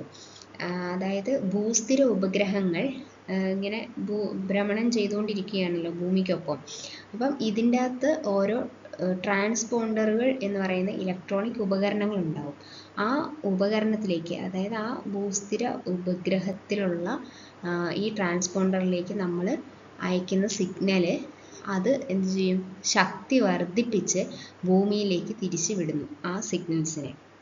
ഓക്കെ, ഇനി നമ്മൾ ഇവിടുന്ന് അങ്ങോട്ട് വിടുന്ന വേവ്സിന് അപ്പ് ലിങ്ക് എന്നും അവിടെ നിന്ന് ഇങ്ങോട്ട് വരുന്ന ആവൃത്തി അപ്പ് ലിങ്കിനേക്കാൾ കുറവായിരിക്കും, അവിടെ നിന്ന് ഇങ്ങോട്ട് വരുന്നതിന് ഡൗൺ ലിങ്കും എന്നാണ് പറയുന്നത്. ഫ്രീക്വൻസി അത് ആംപ്ലിഫൈ ചെയ്ത് വരുന്ന വേവ്സിന് പറയുന്നതാണ് ഡൗൺ ലിങ്ക്. ഇനി അപ്പ് ലിങ്കിൻ്റെ ആവൃത്തി 1.6 GHz ടു 30 GHz ആണ്. എന്നാൽ ഡൗൺ ലിങ്കിൻ്റെ ആവൃത്തി കുറവായിരിക്കുമെന്ന് പറഞ്ഞു, 1.5 ടു 20 GHz ആയിരിക്കും. ഇതാണ് നമ്മൾ വൈമാക്സിൽ പറഞ്ഞു. വൈമാക്സിൻ്റെ ബേസ് എന്ന് പറയുന്നത് 802.16 ആണെന്ന് പറഞ്ഞല്ലോ. ഇത് institute of electrical and electronics engineering IEEE എന്ന സാങ്കേതികവിദ്യ അവർ കൊടുത്ത നിർവചനമാണ്, വയർലെസ് ബ്രോഡ്ബാൻഡിന് കൊടുത്ത നിർവചനമാണ് വൈമാക്സ്. വയർലെസ് ബ്രോഡ്ബാൻഡിന് കൊടുത്ത നിർവചനമാണ് IEEE 802.16 വരുന്നത്. 1999 ഈ institute of electrical and electronics engineers എന്ന് പറഞ്ഞ സംഘടന രൂപീകൃതമായത്. ഈ അടുത്തത് പഠിക്കാനുള്ളത് ഡേറ്റ വിനിമയ ഉപകരണങ്ങൾ അഥവാ ഡേറ്റ കമ്മ്യൂണിക്കേഷൻ ഡിവൈസ് ആണ്. ഡേറ്റ കമ്മ്യൂണിക്കേഷൻ ഡിവൈസ് എന്ന് പറയുന്നത് കമ്പ്യൂട്ടറും വിനിമയ മാധ്യമവും തമ്മിലുള്ള സമ്പർക്കമുഖമായി ഒരു ഡേറ്റ വിനിമയ ഉപകരണം പ്രവർത്തിക്കുന്നു. ഈ ഉപകരണങ്ങൾ ഉപയോഗിച്ച് ഡേറ്റ തരംഗങ്ങളെ സംപ്രേഷണം ചെയ്യാനും സ്വീകരിക്കാനും ശക്തി കൂട്ടുവാനും ഒക്കെ പറ്റുന്നു. അതായത് ഒരു കമ്പ്യൂട്ടറിലേക്ക് ഒരു ഡേറ്റ വരികയാണെന്ന് വിചാരിച്ചു, അത് ഇലക്ട്രിക് സിഗ്നലായിട്ട് വരുന്നതിന് അതിനെ സ്വീകരിക്കണമെങ്കിൽ ചുമ്മാ ഒരു കമ്പ്യൂട്ടറിൻ്റെ അടുത്ത് വന്ന് ഞാൻ വന്നു കേട്ടോ എന്ന് പറഞ്ഞു കഴിഞ്ഞാൽ കാര്യമില്ല. കൈ നീട്ടി സ്വീകരിക്കാൻ ഒരാൾ വേണ്ടേ? അല്ലെങ്കിൽ അതിന് ഒരു ഡിവൈസ് വേണം. കമ്പ്യൂട്ടറിൻ്റെ അകത്ത് ഒരു ഡിവൈസ് വേണം. അതിനെ അകത്തേക്ക് കയറ്റാനും കൺട്രോൾ ചെയ്യാനും എന്തെങ്കിലും ഉണ്ടെങ്കിൽ ഡേറ്റ സെൻഡ് ചെയ്യാനും ഒക്കെ അതിനെ കൺട്രോൾ ചെയ്യാൻ വേണ്ടിയിട്ട്, ഈ ഡേറ്റ കമ്മ്യൂണിക്കേറ്റ് ചെയ്യാൻ വേണ്ടിയിട്ട് ഒരു ഡിവൈസ് ഒരു കമ്പ്യൂട്ടറിൽ ആവശ്യമാണ്. അങ്ങനത്തെയുള്ള ഡിവൈസുകളെയാണ് ഡേറ്റ കമ്മ്യൂണിക്കേഷൻ ഡിവൈസസ് എന്ന് പറയുന്നത്. ഡേറ്റ കമ്മ്യൂണിക്കേഷൻ ഡിവൈസസിന് ഏതൊക്കെയാണെന്ന് ചോദിച്ചു കഴിഞ്ഞാൽ NIC, ഹബ്ബ്, സ്വിച്ച്, റിപ്പീറ്റർ, പിന്നെ ബ്രിഡ്ജ് ഉണ്ട്, റൂട്ടർ ഉണ്ട്, ഗേറ്റ് വേ ഉണ്ട്. ഇതൊക്കെയാണ് ഡേറ്റ കമ്മ്യൂണിക്കേഷൻ ഡിവൈസസ് എന്ന് പറയുന്നത്. അപ്പോൾ ഓരോന്നായിട്ട് നോക്കാം. ഒന്നാമത് NIC ആണ്. NIC എന്ന് പറയുന്നത് അതിൻ്റെ എന്താണ് NIC? ഫുൾ എന്താണ്? നെറ്റ്വർക്ക് ഇൻ്റർഫേസ് കാർഡ് എന്നാണ് പറയുന്നത്. അതായത് ഇതൊരു ഫിസിക്കലി ഉള്ളൊരു സാധനമാണ്. ഒരു ഉപകരണം തന്നെയാണ്, ഒരു കാർഡാണ് ഇത് കമ്പ്യൂട്ടറിൻ്റെ അകത്ത് ഇൻബിൽട്ട് ആയിട്ടുള്ള ഐറ്റമാണ്. ഈ NIC ഈ കാർഡ് എന്താ സാധനം എന്ന് വെച്ച് കഴിഞ്ഞാൽ ഇത് നമ്മുടെ കമ്പ്യൂട്ടറിൻ്റെ മദർ ബോർഡിൽ ഇൻബിൽട്ട് ആയിട്ട് വരുന്നതാണ്. ഉദാഹരണം പറഞ്ഞു കഴിഞ്ഞാൽ നമ്മുടെ ഗ്രാഫിക്സ് കാർഡൊക്കെ ഇല്ലേ, ഗ്രാഫിക്സ് കാർഡൊക്കെ മദർ ബോർഡിൽ തന്നെ ഇൻബിൽട്ട് ആക്കി വരുന്നതാണ്. അങ്ങനെ ഉണ്ടെങ്കിൽ മാത്രമാണ് നമുക്ക് ആനിമേറ്റഡ് ഗെയിംസ് ഒക്കെ കളിക്കാൻ പറ്റുള്ളൂ. ആനിമേഷനൊക്കെ ചെയ്യണമെങ്കിൽ ഗ്രാഫിക്സ് കാർഡ് വേണം. അതുപോലെയാണ് ഈ നെറ്റ്വർക്ക് ഇൻ്റർഫേസ് കാർഡ് എന്ന് പറയുന്നത്. കമ്പ്യൂട്ടറിനെ ഒരു നെറ്റ്വർക്കുമായിട്ട് കണക്റ്റ് ചെയ്യണമെങ്കിൽ ഈ കാർഡ് ഈ കമ്പ്യൂട്ടറിൽ ഇൻബിൽട്ട് ആയിട്ടുണ്ടെങ്കിൽ മാത്രമാണ് ഇൻ്റർനെറ്റുമായിട്ട് അല്ലെങ്കിൽ ഒരു നെറ്റ്വർക്കുമായിട്ട് കണക്റ്റ് ചെയ്യാൻ പറ്റുള്ളൂ. അത് മനസ്സിലായോ? അതായത് ഈ നെറ്റ്വർക്ക് ഇൻ്റർഫേസ് കാർഡ് ഉണ്ടെങ്കിൽ മാത്രമാണ് നമ്മുടെ കമ്പ്യൂട്ടറിൽ ഇൻബിൽട്ട് ആയിട്ടുള്ള നെറ്റ്വർക്ക് ഇൻ്റർഫേസ് കാർഡ് ഉണ്ടെങ്കിൽ മാത്രമാണ് നമുക്ക് നെറ്റ്വർക്കിലെ മറ്റ് കമ്പ്യൂട്ടറുമായിട്ട് കണക്ട് ചെയ്യാൻ പറ്റുള്ളൂ. അല്ലെങ്കിൽ ഇൻ്റർനെറ്റുമായിട്ട് കണക്ട് ചെയ്യണമെങ്കിൽ ഈ NIC വേണം. അത്രയേ ഉള്ളൂ. ഓക്കെ, ഇത് നെറ്റ്വർക്ക് ഇൻ്റർഫേസ് കാർഡിൻ്റെ ഡീറ്റെയിൽ ആയിട്ട് പറഞ്ഞിരിക്കുന്നതാണ്. അടുത്തത് ഹബ്ബാണ്. ഹബ്ബ് എന്ന് പറയുന്നതും എന്താണ്? ഒരു ഡിവൈസ് തന്നെയാണ്, ഒരു കമ്മ്യൂണിക്കേഷൻ ഡിവൈസ് തന്നെയാണ്. പക്ഷേ ഈ ഡിവൈസിൻ്റെ പ്രത്യേകത എന്താണ്? ഡേറ്റ ട്രാൻസ്ഫർ ചെയ്യാൻ വേണ്ടിയിട്ട് ഈ ഡിവൈസ് ഡേറ്റ ഫോർവേഡ് ചെയ്യും. പക്ഷേ ഈ ഡിവൈസിന് ഒരു ഡേറ്റ കിട്ടിക്കഴിഞ്ഞാൽ ആ നെറ്റ്വർക്കുമായിട്ട് കണക്റ്റ് ചെയ്തിട്ടുള്ള എല്ലാ ഡിവൈസസിലേക്കും ആ ഡേറ്റ പാസ് ചെയ്ത് കൊടുക്കും, ഫോർവേഡ് ചെയ്ത് കൊടുക്കും. ഉദാഹരണത്തിന് ഈ ഹബ്ബിൽ ഒരു 5 കമ്പ്യൂട്ടറുണ്ട്, 2 പ്രിൻ്റർ ഉണ്ട് എന്ന് വിചാരിക്കുക, ഒരു ഫോണും ഉണ്ട്. അപ്പം ഞാൻ ഈ ഒരു കമ്പ്യൂട്ടറിൽ നിന്ന് ഒരു ഡേറ്റ എനിക്ക് 5ാമത്തെ കമ്പ്യൂട്ടറിലേക്കാണ് എനിക്ക് സെൻഡ് ചെയ്യേണ്ടത്. അപ്പോൾ ഇതിനങ്ങനെ ഇന്ന കമ്പ്യൂട്ടറിലേക്ക് സെൻഡ് ചെയ്യണമെന്നുള്ള ഓപ്ഷനൊന്നുമില്ല.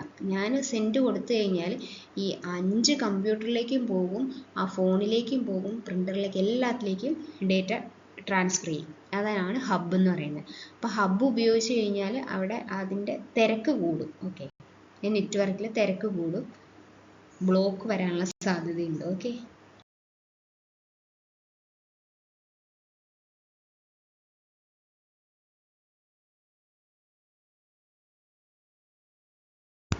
അടുത്തത് ബ്രിഡ്ജാണ്. ബ്രിഡ്ജ് എന്ന് വെച്ച് കഴിഞ്ഞാൽ പാലമായിട്ട് ആക്ട് ചെയ്യുന്നത്. എന്തിൻ്റെ ഇടയിലുള്ള പാലമായിട്ടാണ് ഈ ഡിവൈസ് ആക്ട് ചെയ്യുന്നത്?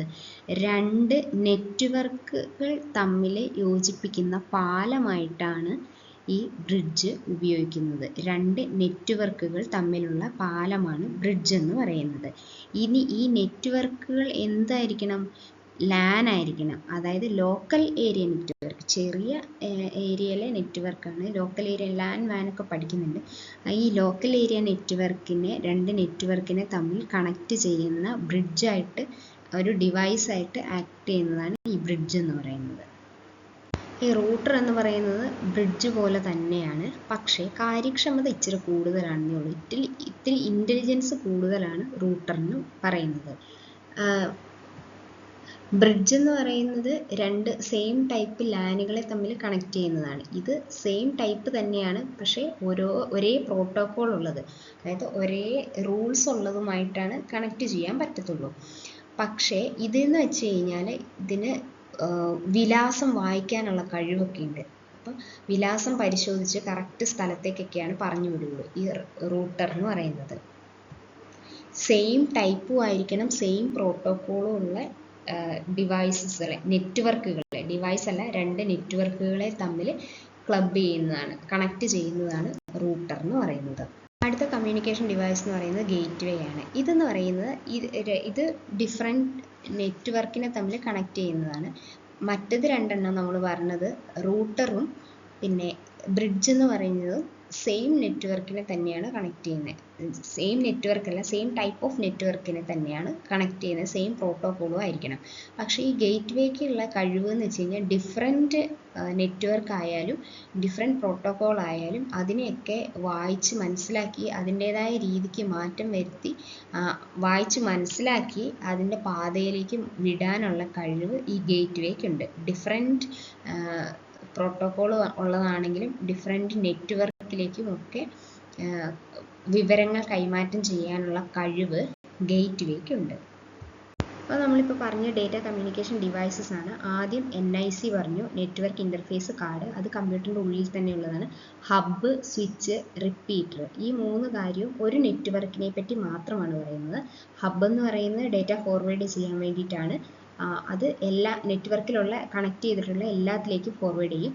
സ്വിച്ച് എന്ന് പറയുന്നത് പക്ഷേ ഫോർവേഡ് ചെയ്യുന്നത് കറക്റ്റ് സ്ഥലത്തേക്ക് മാത്രമാണ് ഫോർവേഡ് ചെയ്യത്തുള്ളൂ. റിപ്പീറ്റർ എന്ന് പറയുന്നത് സിഗ്നൽസിൻ്റെ ശക്തി കൂട്ടിക്കൊടുക്കുക, ആംപ്ലിഫൈ ചെയ്യാൻ വേണ്ടിയിട്ടാണ് റിപ്പീറ്റർ ഉപയോഗിക്കുന്നത്. ഇനി ബ്രിഡ്ജ് എന്ന് പറയുന്നതും റൂട്ടർ എന്ന് പറയുന്നതും ഗേറ്റ് വേ എന്ന് പറയുന്നതും ഒരേപോലെയാണ്. രണ്ട് നെറ്റ്വർക്കുകളെ തമ്മിൽ കണക്ട് ചെയ്യാൻ വേണ്ടിയിട്ടാണ് ബ്രിഡ്ജും റൂട്ടറും ഗേറ്റ് വേയും ഉപയോഗിക്കുന്നത്. ബ്രിഡ്ജ് എന്ന് പറയുന്നത് സിമിലർ ലാൻസിനെയാണ് കണക്ട് ചെയ്യുന്നത്. എന്നാൽ റൂട്ടർ എന്ന് പറയുന്നത് ഈ നെറ്റ്വർക്കിലുള്ള സെയിം ടൈപ്പും സെയിം പ്രോട്ടോക്കോളും യൂസ് ചെയ്തിട്ടുള്ള നെറ്റ്വർക്കുകൾ തമ്മിലാണ് റൂട്ടർ കണക്ട് ചെയ്യത്തുള്ളൂ. എന്നാൽ ഗേറ്റ് വേ എന്ന് പറയുന്നത് ഈ നെറ്റ്വർക്ക് ഡിഫറെൻറ്റ് ടൈപ്പ് നെറ്റ്വർക്കും ഡിഫറെൻറ്റ് പ്രോട്ടോക്കോൾ ഉള്ളതാണെങ്കിലും ഈ ഗേറ്റ് വേ ഉപയോഗിച്ച് കണക്ട് ചെയ്യാൻ പറ്റും, അങ്ങനെ ഡേറ്റ ട്രാൻസ്ഫർ ചെയ്യാൻ പറ്റും. ഇത്രയാണ് നമ്മൾ പറഞ്ഞത്. നമ്മൾ പറഞ്ഞത് നെറ്റ്വർക്ക് ഡിവൈസസിനെ പറ്റിയാണ്. ഇനി പഠിക്കാൻ പോകുന്നത് ഡേറ്റ ടെർമിനൽ എക്യുപ്മെൻസിനെ പറ്റിയാണ്. Data terminal equipments DTE. ഈ ഡേറ്റ ടെർമിനൽ എക്യുപ്മെൻറ്റ്സ് എന്ന് പറഞ്ഞു കഴിഞ്ഞാൽ കമ്പ്യൂട്ടറിൻ്റെ അകത്തേക്കും പുറത്തേക്കുമുള്ള ഡേറ്റ വരുന്നതിനെ നിയന്ത്രിക്കുന്നത്, ഡേറ്റേൻ്റെ ഒഴുക്കിനെ നിയന്ത്രിക്കുന്ന ഉപകരണമാണ് ഡേറ്റ ടെർമിനൽ ഉപകരണങ്ങൾ. അത് രണ്ടെണ്ണമാണുള്ളത്, ഒന്ന് മോഡോ ഒന്ന് മൾട്ടിപ്ലക്സും.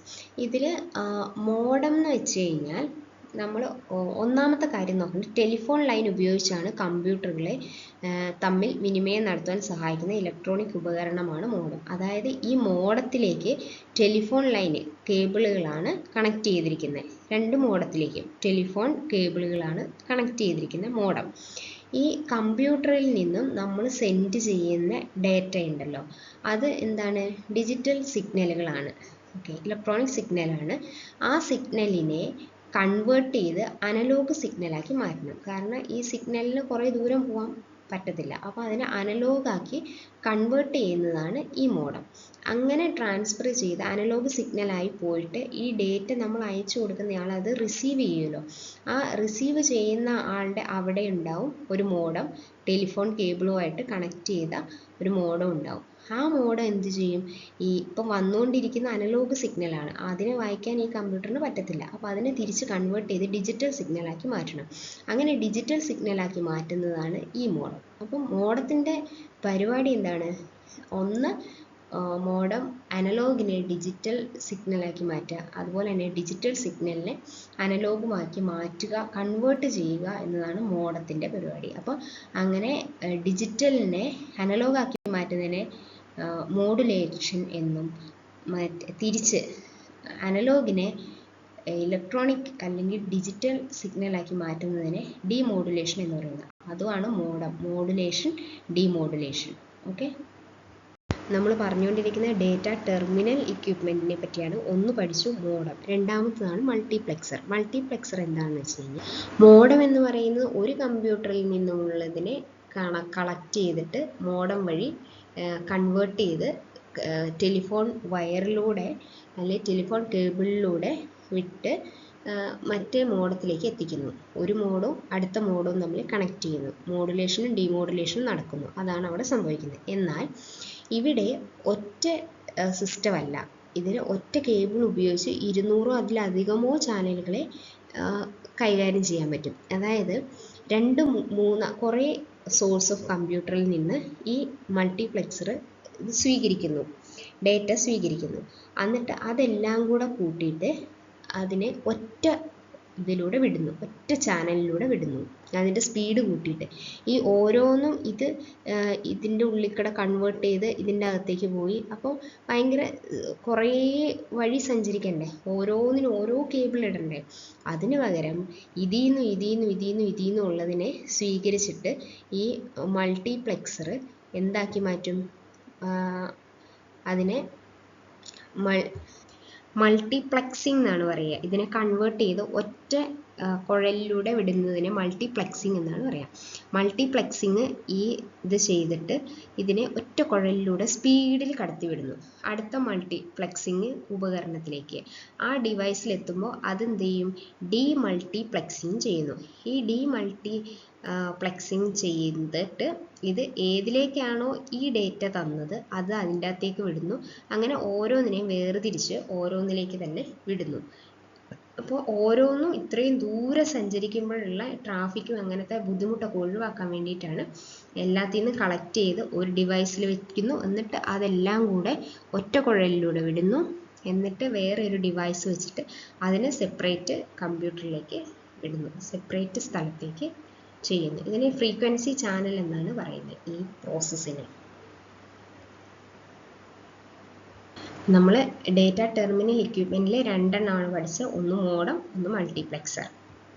ടെലിഫോൺ ലൈൻ വഴിയാണ് കണക്ട് ചെയ്യുന്നത് എങ്കിൽ മോഡമാണ് ഉപയോഗിക്കുക. ടെലിഫോൺ ലൈൻ വഴിയാണ് കണക്ട് ചെയ്യുന്നത് എങ്കിൽ അത് കമ്പ്യൂട്ടർ ഉപയോഗിച്ച് ഡേറ്റ ട്രാൻസ്ഫർ ചെയ്യുന്നതാണ് മോഡം ഉപയോഗിക്കുന്നത്.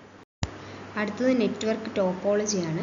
നെറ്റ്വർക്ക് ടോപ്പോളജി ബേസിക് ക്വസ്റ്റ്യൻസ് വരാറുണ്ട്. ഇത് നമ്മൾ ഒരു നെറ്റ്വർക്കിലുള്ള നോഡ്സ് അതിൻ്റെ അകത്ത് കണക്ട് ചെയ്തിരിക്കുന്ന ഡിവൈസുകളെയൊക്കെ ഏത് തരത്തിലാണ് നമ്മൾ അതിനെ ബന്ധിപ്പിച്ചിരിക്കുന്നത്, ആ ശൃംഖല എങ്ങനെയാണോ രൂപം, ആ രൂപത്തിനനുസരിച്ച് ആ രൂപത്തിനെയാണ് കണക്ട് ചെയ്തിരിക്കുന്ന രീതിനെയാണ് ടോപ്പോളജി എന്ന് പറയുന്നത്. ആ കണക്ട് ചെയ്തിരിക്കുന്ന രീതിക്കനുസരിച്ച് ബസ്, റിംഗ്, സ്റ്റാർ, മെഷ് എന്നിങ്ങനെ 4 ആക്കി തിരിക്കാം. ഈ ബസ് ടോപ്പോളജീൻ്റെ ചിത്രമാണ്. ഈ ചിത്രം ഓർത്തിരുന്നാൽ മതി. ഈ ചിത്രത്തിൽ നടുക്കൊരു കേബിൾ കാണാം, അതിനെയാണ് ബസ് എന്ന് പറയുന്നത്. എല്ലാ നോഡ്സും എല്ലാ കമ്പ്യൂട്ടേഴ്സും ഡിവൈസസും എല്ലാം കണക്ട് ചെയ്തിരിക്കുന്ന ആ സെൻട്രലിലുള്ള ആ ബസ്സിലേക്കാണ്. അതുകൊണ്ടാണ് ഇതിനെ ബസ് ടോപ്പോളജി എന്ന് പറയുന്നത്. ഈ സെൻട്രലിൽ കാണുന്ന കേബിളാണ്, അതായത് ബസ്സാണ്, ബസ് എന്ന് ഉദ്ദേശിക്കുന്ന കേബിൾ. ഈ സെൻട്രലിൽ കാണുന്ന കേബിളാണ് ഇതിൻ്റെ മെയിൻ ആയിട്ടുള്ള സാധനം. ഇതാണ് ബോട്ടിൽ നെക്കായിട്ട് ഒക്കെ ആക്ട് ചെയ്യുന്നത്. അതായത് ഇപ്പം ഈ കമ്പ്യൂട്ടറിലേക്കോ അല്ലെങ്കിൽ ഈ കമ്പ്യൂട്ടറിലേക്കോ എന്തെങ്കിലും ഡേറ്റ സെൻഡ് ചെയ്യണമെങ്കിൽ ഈ കമ്പ്യൂട്ടർ ആദ്യം ബസ്സിലേക്ക് സെൻഡ് ചെയ്യും. എന്നിട്ട് ഈ ബസ്സാണ് നേരെ പോയിട്ട് ഇതിലേക്കും ഒക്കെ കൊടുക്കുന്നത്. അപ്പം ഇത് വളരെ സിമ്പിളാണ്. എല്ലാം കൂടെ എടുത്ത് ഈ മെയിൻ കേബിളിലേക്ക് കണക്ട് ചെയ്താൽ മതി. ഇത് വലിയ കോംപ്ലിക്കേറ്റഡ് ആയിട്ടുള്ള ടോപ്പോളജി ഒന്നുമല്ല, സിമ്പിളാണ്. അതുപോലെ തന്നെ പൈസയും കുറവാണ്. പക്ഷെ ഇതിൻ്റെ പ്രധാന പ്രശ്നം എന്താണെന്ന് വെച്ച് കഴിഞ്ഞാൽ, ഇതിന് ഇവിടെ എവിടെയെങ്കിലും ഈ കേബിൾ പൊട്ടിയെന്ന് വിചാരിക്കുക. ഇവിടെ എവിടെയെങ്കിലും ഈ കേബിൾ പൊട്ടിക്കഴിഞ്ഞാൽ ഇവിടെ വരെയുള്ള ഡേറ്റ അല്ലേ സെൻഡ് ആവത്തുള്ളൂ, ഇങ്ങോട്ടേക്ക് ഡേറ്റ സെൻഡ് ആവത്തില്ലല്ലോ. അപ്പോൾ അപ്പോൾ ഇവിടെ എങ്ങാനോ പൊട്ടിയതെങ്കിലോ ഡേറ്റ സെൻഡ് ആവത്തേ ഇല്ല. അപ്പോൾ കേബിൾ ബ്രേക്ക് ആയി കഴിഞ്ഞാൽ ഡേറ്റ ട്രാൻസ്ഫർ ഒന്നും നടക്കത്തില്ല. ഈ എൻറ്റയർ നെറ്റ്വർക്കിൽ ഒരു ഡേറ്റ ട്രാൻസ്ഫർ ഒന്നും നടക്കത്തില്ല കേബിൾ മാറ്റാതെ. അതാണ് ഇതിൻ്റെ പ്രശ്നം. അടുത്ത ടോപ്പോളജി എന്ന് പറയുന്നത് സ്റ്റാർ ടോപ്പോളജി. സ്റ്റാർ ടോപ്പോളജിയിൽ ഇതിൻ്റെ മെയിൻ ആൾ, അതായത് ഇതിൻ്റെ സെൻട്രലിൽ വരുന്നതാണ് ഹബ്ബ് അല്ലെങ്കിൽ സ്വിച്ച്. ഒരു നെറ്റ്വർക്കിനെ കണക്ട് ചെയ്തിരിക്കുന്നതിൻ്റെ സെൻട്രലിലാണ് ഹബ്ബ് അല്ലെങ്കിൽ സ്വിച്ച് വരിക. ഇവിടെ എങ്ങനെയാണ് മെസ്സേജസ് ഡേറ്റയൊക്കെ സെൻഡ് ചെയ്യുക? ഓരോ കമ്പ്യൂട്ടറിന് ആ കമ്പ്യൂട്ടർ നേരെ ഹബ്ബിലേക്ക് വിടുന്നു.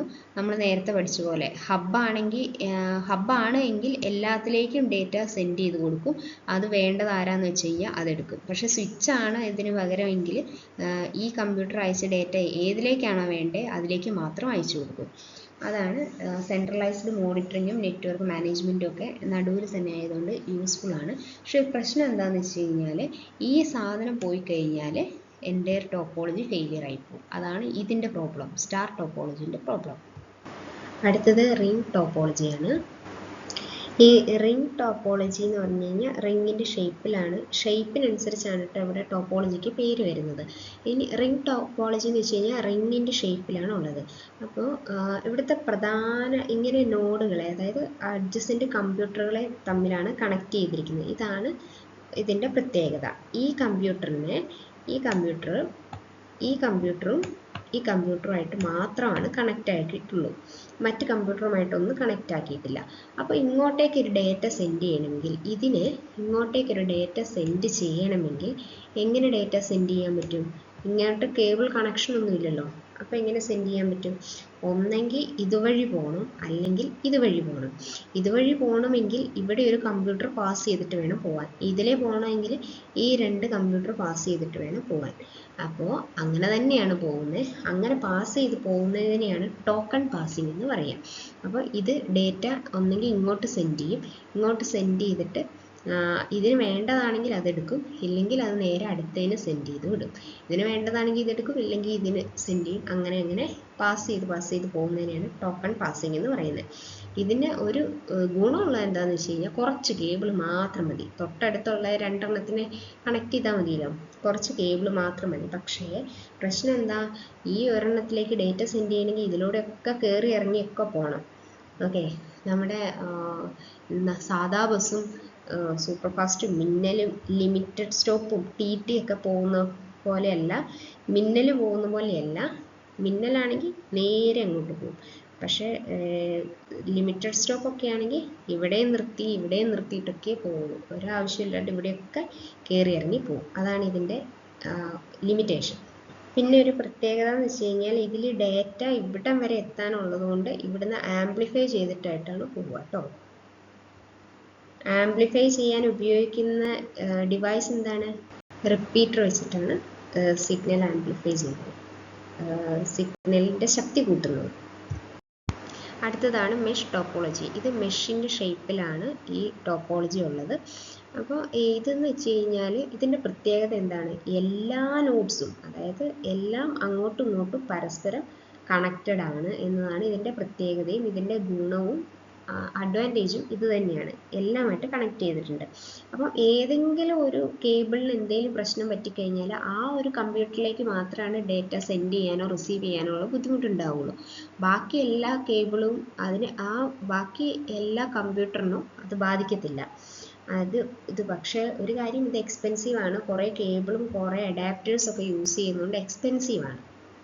അപ്പം ഇത്രയാണ് 4 ടൈപ്പ് ഓഫ് ടോപ്പോളജി ആണുള്ളത്. ടോപ്പോളജി എന്ന് വെച്ച് കഴിഞ്ഞാൽ കണക്ട് ചെയ്യുന്ന രീതി തന്നെയാണ്. ഒരു നെറ്റ്വർക്കിൽ കമ്പ്യൂട്ടേഴ്സ് മാത്രമല്ല, നോഡ്സ് എങ്ങനെയാണോ കണക്ട് ചെയ്തിരിക്കുന്നത് ആ രീതിയെയാണ് ടോപ്പോളജി എന്ന് പറയുന്നത്. അതിൻ്റെ ഷേപ്പിനനുസരിച്ചാണ് അതിനെ ക്ലാസിഫൈ ചെയ്തിരിക്കുന്നത്. 4 ടൈപ്പ് ഉണ്ട്. ഒന്ന് ബസ് ടോപ്പോളജി എന്ന് പറയുന്നത് സ്ട്രെയിറ്റ് ലൈൻ ആയിരിക്കും മെയിൻ കേബിൾ. പിന്നെ സ്റ്റാർ ടോപ്പോളജി എന്ന് വെച്ച് കഴിഞ്ഞാൽ സ്റ്റാർ ഷേപ്പിലായിരിക്കും വരിക. റിംഗ് ടോപ്പോളജി എന്ന് വെച്ച് കഴിഞ്ഞാൽ റിങ്ങിൻ്റെ മോഡലിലായിരിക്കും, അത് അഡ്ജസൻ്റ് ആയിട്ടുള്ള കമ്പ്യൂട്ടേഴ്സിനെ മാത്രമാണ് കണക്ട് ചെയ്തിട്ടുള്ളൂ. മെഷ് ടോപ്പോളജി എന്ന് വെച്ച് കഴിഞ്ഞാൽ എല്ലാ കമ്പ്യൂട്ടേഴ്സും എല്ലാ നോഡ്സുമായിട്ട് ഇൻ്റർ കണക്റ്റഡ് ആയിരിക്കും. ഈ സ്റ്റാർ ടോപ്പോളജിയും മെഷ് ടോപ്പോളജിയും തമ്മിൽ മാറിപ്പോകരുത്. സ്റ്റാർ ടോപ്പോളജീൻ്റെ സ്റ്റാർ എന്ന് പറഞ്ഞ ആ പേര് ഷേപ്പ് ഓർക്കരുത്. സ്റ്റാർ എന്ന് പറഞ്ഞു കഴിഞ്ഞാൽ സെൻറ്ററിൽ നിൽക്കുന്ന ഒരൊറ്റ ആളാണെന്ന് വിചാരിക്കുക. സെൻറ്ററിലായിരിക്കും മോഡോ ഹബ്ബും ഉണ്ടാവുക, സെൻറ്ററിലേക്കായിരിക്കും കണക്ട് ചെയ്യുന്നത്. സെൻറ്റർ സ്റ്റാർ സെൻറ്ററാണ്. ഓക്കെ, മെഷ് എന്ന് വെച്ചാലാണ് ഇൻ്റർ കണക്ട് ചെയ്തിരിക്കുന്നത്. ഇത് ഫിസിക്കൽ അറേഞ്ച്മെൻറ്റ് അഥവാ ഭൗതിക എന്തെന്നാ കണക്ഷനെയാണ്, ബന്ധിപ്പിക്കുന്നതിനെയാണ് ടോപ്പോളജി എന്ന് പറയുന്നത്. ടോപ്പോളജി എന്ന് പറഞ്ഞൊരു ക്വസ്റ്റ്യൻ ആണ്. The geometric arrangement of nodes and cables in a network is called network topology. അടുത്തത് ടൈപ്പ് ഓഫ് നെറ്റ്വർക്ക്സ് ആണ്. അതായത് ഓരോ നെറ്റ്വർക്കും എത്രത്തോളം ഏരിയ കവർ ചെയ്താണ് നിൽക്കുന്നത് എന്നതിൻ്റെ അടിസ്ഥാനത്തിലാണ് ഈ ടൈപ്പ് വരുന്നത്. എത്രത്തോളം വ്യാപിച്ചു കിടക്കുന്നു എന്നതിൻ്റെ അടിസ്ഥാനത്തിൽ നെറ്റ്വർക്കിനെ തിരിച്ചിരിക്കുന്നു. പാൻ, ലാൻ, മാൻ, വാൻ. പാൻ എന്ന് വെച്ച് കഴിഞ്ഞാൽ personal area network, LAN local area network, MAN metropolitan area network, വാൻ എന്ന് പറയുന്നത് wide area network. Personal area network എന്ന് വെച്ച് കഴിഞ്ഞാൽ ഒരു ഏറ്റവും ചെറിയ ഏരിയ കവർ ചെയ്യുന്നതാണ്. അപ്പോൾ അത് ഇപ്പോൾ നമ്മൾ ഒരു കമ്പ്യൂട്ടറിനെ ഒരു പ്രിൻ്ററുമായിട്ട് കണക്ട് ചെയ്താൽ, ഒരു പ്രിൻ്ററിനെ ഒരു കമ്പ്യൂട്ടറായിട്ട് കണക്ട് ചെയ്ത് കഴിഞ്ഞാൽ നമുക്കതിനെ പേഴ്സണൽ ഏരിയ നെറ്റ്വർക്ക് എന്ന് പറയാം. അല്ലെങ്കിൽ ഒരു ബ്ലൂടൂത്തിൽ ഒരു ഫോണും ഒരു ലാപ്ടോപ്പും കണക്ട് ചെയ്ത് കഴിഞ്ഞാൽ അത് പേഴ്സണൽ ഏരിയ നെറ്റ്വർക്കാണ്. ചെറിയ ഏരിയയാണ് കവർ ചെയ്യുന്നത്. എന്നാൽ ലോക്കൽ ഏരിയ നെറ്റ്വർക്ക് എന്ന് പറയുന്നത് ഒരു റൂമിലുള്ള നെറ്റ്വർക്ക്, അല്ലെങ്കിൽ ഒരു ബിൽഡിങ്ങിലുള്ള നെറ്റ്വർക്ക്, അല്ലെങ്കിൽ ഒരു ക്യാമ്പസിൻ്റെ ഉള്ളിലുള്ള നെറ്റ്വർക്ക്, അതിനെയാണ് ലാൻ എന്ന് പറയുന്നത്, ലോക്കൽ ഏരിയ നെറ്റ്വർക്ക്. അത് കുറച്ച് മീറ്റേഴ്സോ അല്ലെങ്കിൽ കുറച്ച് കിലോമീറ്റേഴ്സോ, വളരെ ചെറിയ മീറ്റർ അല്ലെങ്കിൽ വളരെ ചെറിയ കിലോമീറ്റേഴ്സ് കവർ ചെയ്യുന്നതാണ് ലാൻ. ഇനി വാൻ, വൈഡ് ഏരിയ നെറ്റ്വർക്ക് എന്ന് വെച്ച് കഴിഞ്ഞാൽ ഒരു സിറ്റിക്ക് അല്ലെങ്കിൽ ഒരു രാജ്യത്തെ അല്ലെങ്കിൽ ഒരു എന്തെന്ന് പറയുക, കിലോമീറ്റേഴ്സ് ആൻഡ് കിലോമീറ്റേഴ്സ് എന്നൊക്കെ പറയുന്ന മാതിരി ഒരുപാട് ഏരിയ കവർ ചെയ്യുന്നതാണ് വൈഡ് ഏരിയ നെറ്റ്വർക്ക്. ഈ മെട്രോപൊളിറ്റൻ ഏരിയ നെറ്റ്വർക്ക് എന്ന് വെച്ച് കഴിഞ്ഞാൽ ഒരു സിറ്റിക്ക് അകത്തുള്ള നെറ്റ്വർക്കിനെയാണ് മെട്രോപൊളിറ്റൻ ഏരിയ നെറ്റ്വർക്ക് എന്ന് പറയുന്നത്. അപ്പം പാൻ പേഴ്സണൽ ഏരിയയാണ്, അതിലും കൂടുതലാണ് ലോക്കൽ ഏരിയ നെറ്റ്വർക്ക്, അതിലും കൂടുതലാണ് മെട്രോപൊളിറ്റൻ ഏരിയ നെറ്റ്വർക്ക്, അതിലും കൂടുതലാണ് വൈഡ് ഏരിയ നെറ്റ്വർക്ക്. ഇൻ്റർനെറ്റ് ഒക്കെ വൈഡ് ഏരിയ നെറ്റ്വർക്കിന് എക്സാമ്പിളാണ്. കേബിൾ ടി വി കണക്ഷൻ, ഒരു സിറ്റിയിലുള്ള കേബിൾ ടി വി കണക്ഷനൊക്കെ മെട്രോപൊളിറ്റൻ ഏരിയ നെറ്റ്വർക്കിന് എക്സാമ്പിളാണ്. ഈ പേഴ്സണൽ ഏരിയ നെറ്റ്വർക്ക് ആ പേരിൽ തന്നെയുണ്ട്, ഒരു പേഴ്സണുമായിട്ട് കണക്ട് ചെയ്തിരിക്കുന്ന, പേഴ്സണുമായിട്ട് ബന്ധപ്പെട്ടിരിക്കുന്ന നെറ്റ്വർക്കാണ് പേഴ്സണൽ ഏരിയ നെറ്റ്വർക്ക്. അതിന് കൂടുതലാണ് ലോക്കൽ ഏരിയ നെറ്റ്വർക്ക്. ഒരു ക്യാമ്പസോ ഒരു റൂമോ ഒരു ബിൽഡിംഗ് ഒക്കെ വരും. മെട്രോപൊളിറ്റൻ വരുമ്പോഴേക്കും ഒരു സിറ്റിയിലുള്ള അല്ല ഒരു മെട്രോപൊളിറ്റൻ സിറ്റിയിലുള്ള നെറ്റ്വർക്കിലുള്ള കേബിൾ ടി വി കണക്ഷനൊക്കെ ഉദാഹരണമാണ് മെട്രോപൊളിറ്റൻ. വൈഡ് ഏരിയ നെറ്റ്വർക്കിലാണ് ഇൻ്റർനെറ്റ് ഒക്കെ പറയുന്നത്.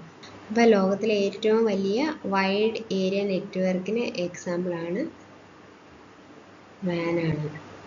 അപ്പോൾ ഇത് എന്തിൻ്റെ ബേസിലാണ്? ഭൗമവിസ്തൃതിയുടെ അടിസ്ഥാനത്തിലാണ് ഈ ക്ലാസിഫിക്കേഷൻ വരുന്നത്. ജിയോഗ്രഫിക്കൽ ഏരിയ, അത് വ്യാപിച്ചു കിടക്കുന്ന ഏരിയയ്ക്ക് അനുസരിച്ചാണ് ഈ നെറ്റ്വർക്കിൻ്റെ ക്ലാസിഫിക്കേഷൻ വന്നത്.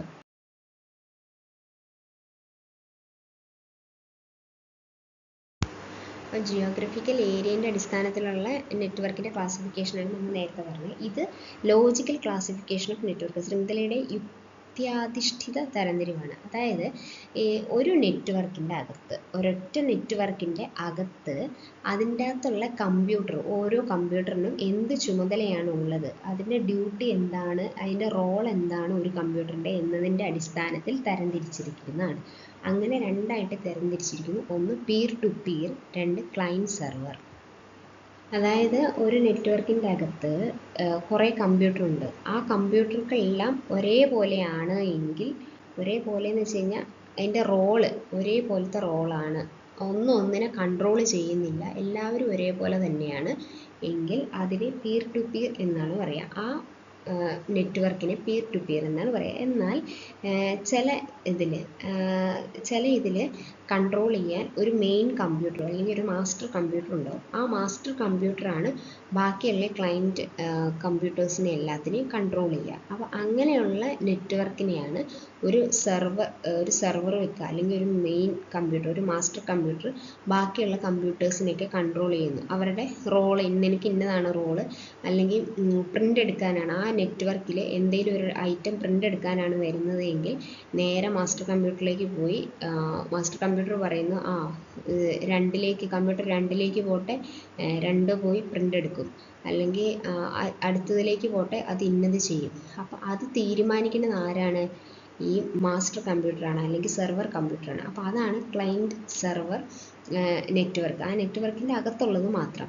ഇനി പീർ ടു പീർ എന്ന് പറഞ്ഞു കഴിഞ്ഞാൽ അങ്ങനെയൊന്നുമില്ല. എല്ലാ കമ്പ്യൂട്ടറും ഒരുപോലെ തന്നെയാണ്. അവനവൻ മാനേജ് ചെയ്തോളുക, അവനവൻ കൺട്രോൾ ചെയ്തോളുക. ഓക്കെ, ഓരോ കമ്പ്യൂട്ടറും സ്വന്തമായിട്ട് ചെയ്യുന്നു. ഈ ഇതെല്ലാം ഒരു നെറ്റ്വർക്കിലുള്ള എല്ലാം കൂടെ കണക്റ്റഡ് ആയതുകൊണ്ട് ഏത് കമ്പ്യൂട്ടറിനും ക്ലയൻ്റ് ആവാം, ഏത് കമ്പ്യൂട്ടറിനും സെർവർ ആവാം. ഓക്കെ, കൺട്രോൾ ചെയ്യാൻ കൊടുക്കാം, റിക്വസ്റ്റ് ഒക്കെ കൊടുക്കാം. എന്നാൽ ക്ലയൻറ്റ് സെർവറിൽ ക്ലയൻറ്റ് സെർവറാണ് റിക്വസ്റ്റ് കൊടുക്കുന്നത്, അത് പണി ചെയ്യുന്നതാണ് ക്ലയൻറ്റ്. ഈ ക്ലയൻറ്റ് സെർവറിൽ സെർവർ എന്ന് പറയുന്നത് മാസ്റ്റർ കമ്പ്യൂട്ടർ അല്ലെങ്കിൽ മെയിൻ കമ്പ്യൂട്ടർ ആണല്ലോ, ആ കമ്പ്യൂട്ടറാണ് കൺട്രോൾ ചെയ്യുന്നത്. ഈ സെർവർ 4 ടൈപ്പ് ഉണ്ട്. File server, web server, print server, database server. എന്നോട് പറയാം file, web, print, database server. അങ്ങനെ 4 ടൈപ്പ് സെർവേഴ്സ് ഉണ്ട്. ഇനി identification of computers over A network. ശൃംഖലയിലെ കമ്പ്യൂട്ടറുകളിലെ തിരിച്ചറിയൽ. എങ്ങനെയായിരിക്കും തിരിച്ചറിയുക? അഡ്രസ്സ് വെച്ചിട്ടാണ് തിരിച്ചറിയുക. കമ്പ്യൂട്ടർ ശൃംഖലയിലും ഡാറ്റയെ പാക്കറ്റുകളാക്കി ഇതേ അഡ്രസ്സൊക്കെ വെച്ചിട്ടാണ് കൈമാറ്റം ചെയ്യുക. അപ്പോൾ അഡ്രസ്സിന് ചില പ്രത്യേകതകളുണ്ട്, അത് നോക്കാം. 2 ടൈപ്പ് അഡ്രസ്സാണുള്ളത്. ഒന്ന് മാക് അഡ്രസ്സും ഒന്ന് IP. മാക് എന്ന് പറയുന്നത് മീഡിയ ആക്സസ് കൺട്രോൾ അഡ്രസ്സാണ്. Media access control MAC. നമ്മൾ ആദ്യമേ പറഞ്ഞായിരുന്നു നെറ്റ്വർക്ക് ഇൻ്റർഫേസ് കാർഡ് ഒരു കമ്പ്യൂട്ടറിൽ അത് ഇൻബിൽട്ടായിട്ട് മദർ ബോർഡിൽ ഉണ്ടെങ്കിൽ മാത്രമാണ് ഒരു കമ്പ്യൂട്ടറിൽ നെറ്റ്വർക്ക് കിട്ടുള്ളൂ എന്ന് നമ്മൾ ആദ്യമേ പറഞ്ഞിരുന്നു, ഓർക്കുന്നില്ലേ? ആ NICയിൽ ഇൻബിൽട്ടായിട്ട് വരുന്ന നമ്മുടെ കമ്പ്യൂട്ടറിൻ്റെ അഡ്രസ്സ്, അതിൻ്റെ അകത്ത് ഇൻബിൽട്ടായിട്ട് വരുന്ന നമ്മുടെ കമ്പ്യൂട്ടറിൻ്റെ അഡ്രസ്സാണ് ഈ മാക് എന്ന് പറയുന്നത്. ഈ മാക് 12 അക്ക നമ്പറാണ്, 12 ഡിജിറ്റ്സ് ആണ്. ഹെക്സാഡെസിമൽ നമ്പർ എന്ന് പറയും. 12 അക്ക ഹെക്സാഡെസിമൽ നമ്പറാണ് ഒരു കമ്പ്യൂട്ടറിൽ ഇൻബിൽട്ടായിട്ട് വരുന്നതാണ്. കമ്പ്യൂട്ടറിൻ്റെ എവിടെയാണ് വരുന്നത്? NICയിൽ, നെറ്റ്വർക്ക് ഇൻ്റർഫേസ് കാർഡിൽ നൽകുന്ന അതിന് ഉപയോഗിക്കുന്ന തിരിച്ചറിയൽ മേൽവിലാസമാണ്. ഇത് ഈ കമ്പ്യൂട്ടർ മാനുഫാക്ചർ ചെയ്യുമ്പോൾ തന്നെ ആ അഡ്രസ്സും വരും, ഡീഫാൾട്ടായിട്ട് വരുന്നതാണ്. 12 അക്ക ഹെക്സാഡെസിമൽ നമ്പറാണ് വരുന്നതെന്ന് പറഞ്ഞു. അതിൽ 12 അക്കം എന്ന് പറയുന്നത് അതിൻ്റെ ഫോർമാറ്റ് വരുന്നത് SS അങ്ങനെയാണ് വരുന്നത്. ഈ MM എന്ന് പറയുന്ന ആദ്യത്തെ 3 ജോഡി കാണിക്കുന്നത് മാനുഫാക്ചറിയാണ്. ഏത് കമ്പനിയാണ്? ലെനോവോ ആണോ ഏസർ ആണോ ഏതാണെന്നാണ് കാണിക്കുന്നത്. മാനുഫാക്ചർ കാണിക്കുന്നതാണ് MM എന്ന് പറയുന്നത്. ഇനി SSSS എന്ന് പറയുന്നത് പിന്നീട് വരുന്ന ആ SSSS എന്ന് പറയുന്ന ആ ഡിവൈസിൻ്റെ പ്രത്യേക അഡ്രസ്സാണ് വരുന്നത്. ഓക്കെ, ആ ഒരു ഡിവൈസിന് ആ സ്പെസിഫിക് ആയിട്ടുള്ള അഡ്രസ്സ് ഉണ്ട്. ഓരോ ഡിവൈസിനും ഓരോ നമ്പറായിരിക്കും അത് തിരിച്ചറിയാൻ വേണ്ടിയിട്ട് ഉപയോഗിക്കുന്നത്. മാനുഫാക്ചർ ചെയ്യുമ്പോൾ തന്നെ അസൈൻ ചെയ്യുന്ന നമ്പറാണ് അത്, അതിൻ്റെ NICയിലാണ് വരിക. ഓക്കെ, ഇത് 12 ഡിജിറ്റ് ഹെക്സാഡെസിമൽ നമ്പറായിരിക്കും. ഹെക്സാഡെസിമൽ എന്ന് ഉദ്ദേശിക്കുന്നത് A മുതൽ F വരെയാണ് ഉപയോഗിക്കാൻ പറ്റുള്ളൂ. ആ വരെയുള്ള സിമ്പലാണ് ഉപയോഗിക്കാൻ പറ്റുള്ളൂ, F വരെ. അങ്ങനെയാണെങ്കിൽ IP അഡ്രസ്സ് എന്ന് വെച്ചാൽ എന്താണെന്നറിയോ? IP അഡ്രസ്സ് എന്ന് വെച്ച് കഴിഞ്ഞാൽ ഇത് നമ്മൾ കമ്പ്യൂട്ടർ മേടിക്കുമ്പോൾ കിട്ടുന്ന കമ്പ്യൂട്ടറിൻ്റെ അഡ്രസ്സാണ് ഈ IP അഡ്രസ്സ്. മാക് അഡ്രസ്സ് എന്ന് പറയുന്നത് നമ്മുടെ കമ്പ്യൂട്ടറിൻ്റെ അഡ്രസ്സാണ് എങ്കിൽ ഇൻ്റർനെറ്റിലേക്ക് കണക്ട് ചെയ്യുമ്പോൾ, ഇൻ്റർനെറ്റിലേക്ക് കണക്ട് ചെയ്യാൻ വേണ്ടിയിട്ടാണല്ലോ നമ്മൾ ഈ കാർഡ് യൂസ് ചെയ്യുന്നത്. അപ്പോൾ ഇൻ്റർനെറ്റിലേക്ക് കണക്ട് ചെയ്യാൻ വേണ്ടിയിട്ടുള്ള അഡ്രസ്സാണ് IP അഡ്രസ്സ്, ഇൻ്റർനെറ്റ് പ്രോട്ടോക്കോൾ എന്ന് പറയുന്നത്. ഈ IP അഡ്രസ്സ് വരുന്ന 4 പാർട്ടായിട്ടാണ്. 4 പാർട്ട് ന്യൂമറിക് അഡ്രസ്സ് ആയിട്ടാണ് വരുന്നത്. ഇൻ്റർനെറ്റിലേക്ക് കണക്ട് ചെയ്യുന്ന 4 പാർട്ടായിട്ട് വരും. ഈ 4 പാർട്ടിൽ ഓരോ പാർട്ടും എന്ന് പറയുന്നത് 8 ഡിജിറ്റ്സ് വെച്ചിട്ടാണ് വരിക. അതായത് മൊത്തം 32 ബിറ്റ്സ് വരും. 8 ബിറ്റ്സ് വെച്ചിട്ട്. അപ്പോൾ അതിൽ ഡിജിറ്റ് ഈ 0 1 1 1 0 എന്നൊക്കെ പറഞ്ഞാൽ അങ്ങനത്തെ എന്തായാലും 0യും 1ഉം മാത്രമാണല്ലോ ഡിജിറ്റ്സ് യൂസ് ചെയ്യാൻ പറ്റത്തുള്ളൂ. അങ്ങനത്തെ 8 വെച്ചിട്ടുള്ള 8 8 8 8 അങ്ങനെ മൊത്തം 32 ബിറ്റ്സ് ആണ്. അതിന് 4 പാർട്ട് ആണ് വരിക. IP അഡ്രസ്സ് എന്ന് പറയുന്നത് അപ്പം ഓരോ നോഡും ഓരോ ഡിവൈസും ആ നെറ്റ്വർക്കിലേക്ക് അല്ലെങ്കിൽ ഇൻ്റർനെറ്റിലേക്ക് കണക്ട് ചെയ്യുമ്പോഴുള്ള അഡ്രസ്സിനെയാണ് അതിന് IP അഡ്രസ്സ് എന്ന് പറയുന്നത്. MAC അഡ്രസ്സ് എന്ന് വെച്ച് കഴിഞ്ഞാൽ അതിൻ്റെ ആ ഒരു കമ്പ്യൂട്ടറിൻ്റെ അല്ലെങ്കിൽ ആ ഒരു സിസ്റ്റത്തിലുള്ള ഇൻബിൽട്ട് ആയിട്ട് വരുന്ന അതിൻ്റെ അഡ്രസ്സാണ് MAC അഡ്രസ്സ് എന്ന് പറയുന്നത്. അടുത്തത് നെറ്റ്വർക്ക് പ്രോട്ടോകോൾസ് ആണ്. ഈ കമ്പ്യൂട്ടർ ശൃംഖലയിൽ വരുന്ന പ്രോട്ടോകോൾസ് നിയമങ്ങൾ എന്തൊക്കെയാണെന്നുള്ളതാണ്. അതായത് ഡേറ്റ കമ്മ്യൂണിക്കേഷൻ സിസ്റ്റത്തിൽ വരുന്ന 5ാമത്തെ ഇതാണ്. അതായത് സെൻഡർ, റിസീവർ അങ്ങനെയുള്ളതിൽ പ്രോട്ടോകോൾ.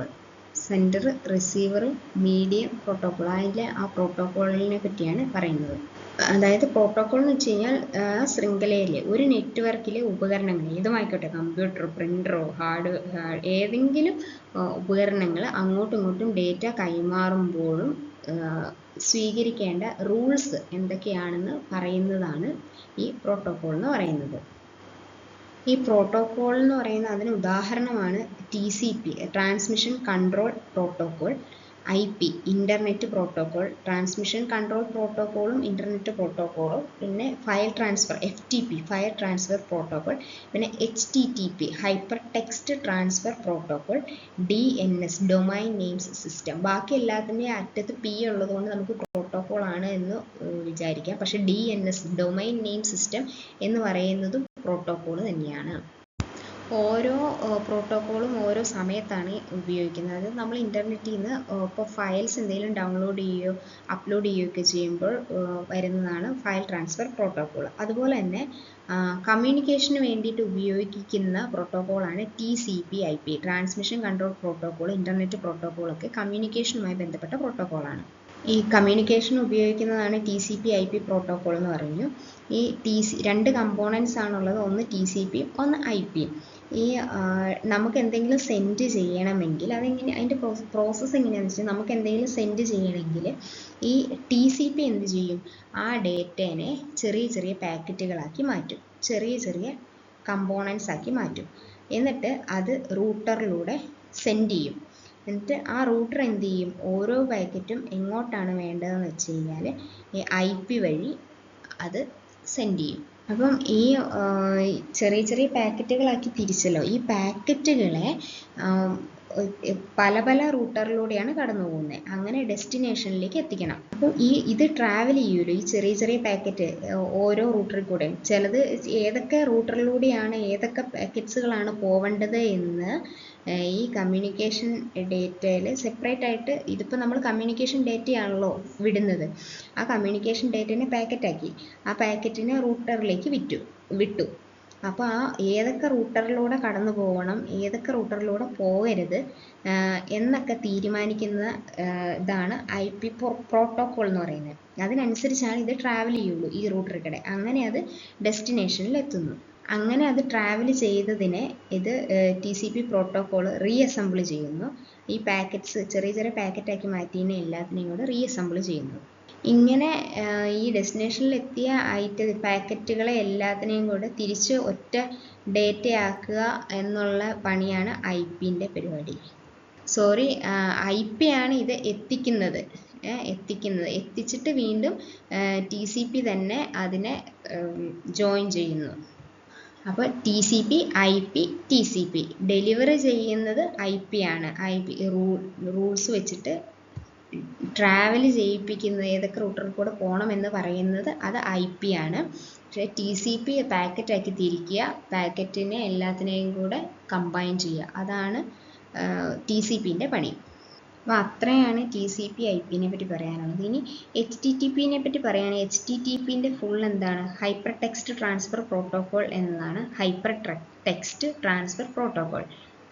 ഈ HTTP എന്തിനാണെന്നറിയോ? ഇതൊരു ട്രാൻസ്ഫർ റിക്വസ്റ്റ്, അതായത് ക്ലയൻറ്റിൽ നിന്ന് റിക്വസ്റ്റ് സ്വീകരിച്ചിട്ട് സെർവറിൽ എത്തിക്കുക. സെർവറിൽ നിന്നും സെർവർ എന്താ ചെയ്യുക? സെർവർ ഇതെല്ലാം സെർച്ച് ചെയ്ത് കണ്ടുപിടിച്ചിട്ട് അത് തിരിച്ച് അതിൻ്റെ റെസ്പോൺസ് കൊടുക്കുക. നമുക്കിപ്പോൾ എന്തെങ്കിലും ആവശ്യമുണ്ട്, എന്താണ്, ഏതെങ്കിലും ആപ്പിൽ നിന്നും ഒരു ഇത് ഡൗൺലോഡ് ചെയ്യണമെന്ന് വിചാരിക്കുക. അപ്പോൾ ആ ആപ്പിലേക്ക് ആപ്പ് സെർവറായിട്ട് ആക്ട് ചെയ്യുന്നു.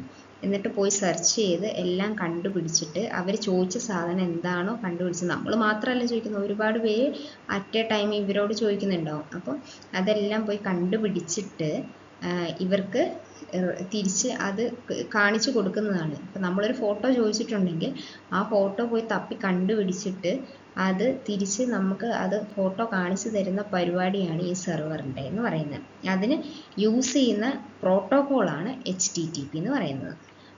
അങ്ങനെ നമ്മളെ അതിന് വേണ്ടിയിട്ട് യൂസ് ചെയ്യുന്ന നിയമങ്ങളാണ്. അപ്പം നമ്മൾ ചോദിച്ചാൽ മാത്രമാണ് അവർ റെസ്പോണ്ട് ചെയ്യത്തുള്ളൂ. ആ റെസ്പോണ്ട് ചെയ്ത് കഴിഞ്ഞ് കഴിഞ്ഞാൽ പിന്നെ ഒരു കണക്ഷൻ ഉണ്ടാവില്ല. പിന്നെയും നമ്മൾ അതിനോട് ചോദിക്കുകയാണെങ്കിൽ മാത്രമാണ് അത് തിരിച്ച് റെസ്പോണ്ട് ചെയ്യത്തുള്ളൂ. അതാണ് HTTP. പിന്നെ ഒരു പ്രോട്ടോക്കോളാണ് DNS എന്ന് പറയുന്നത്. DNS എന്ന് പറഞ്ഞാൽ ഡൊമൈൻ നെയിം സിസ്റ്റം എന്നാണ് അതിൻ്റെ ഫുൾ ഫോം. അതായത് നമ്മളൊരു ബ്രൗസറിൽ പോയിട്ട്,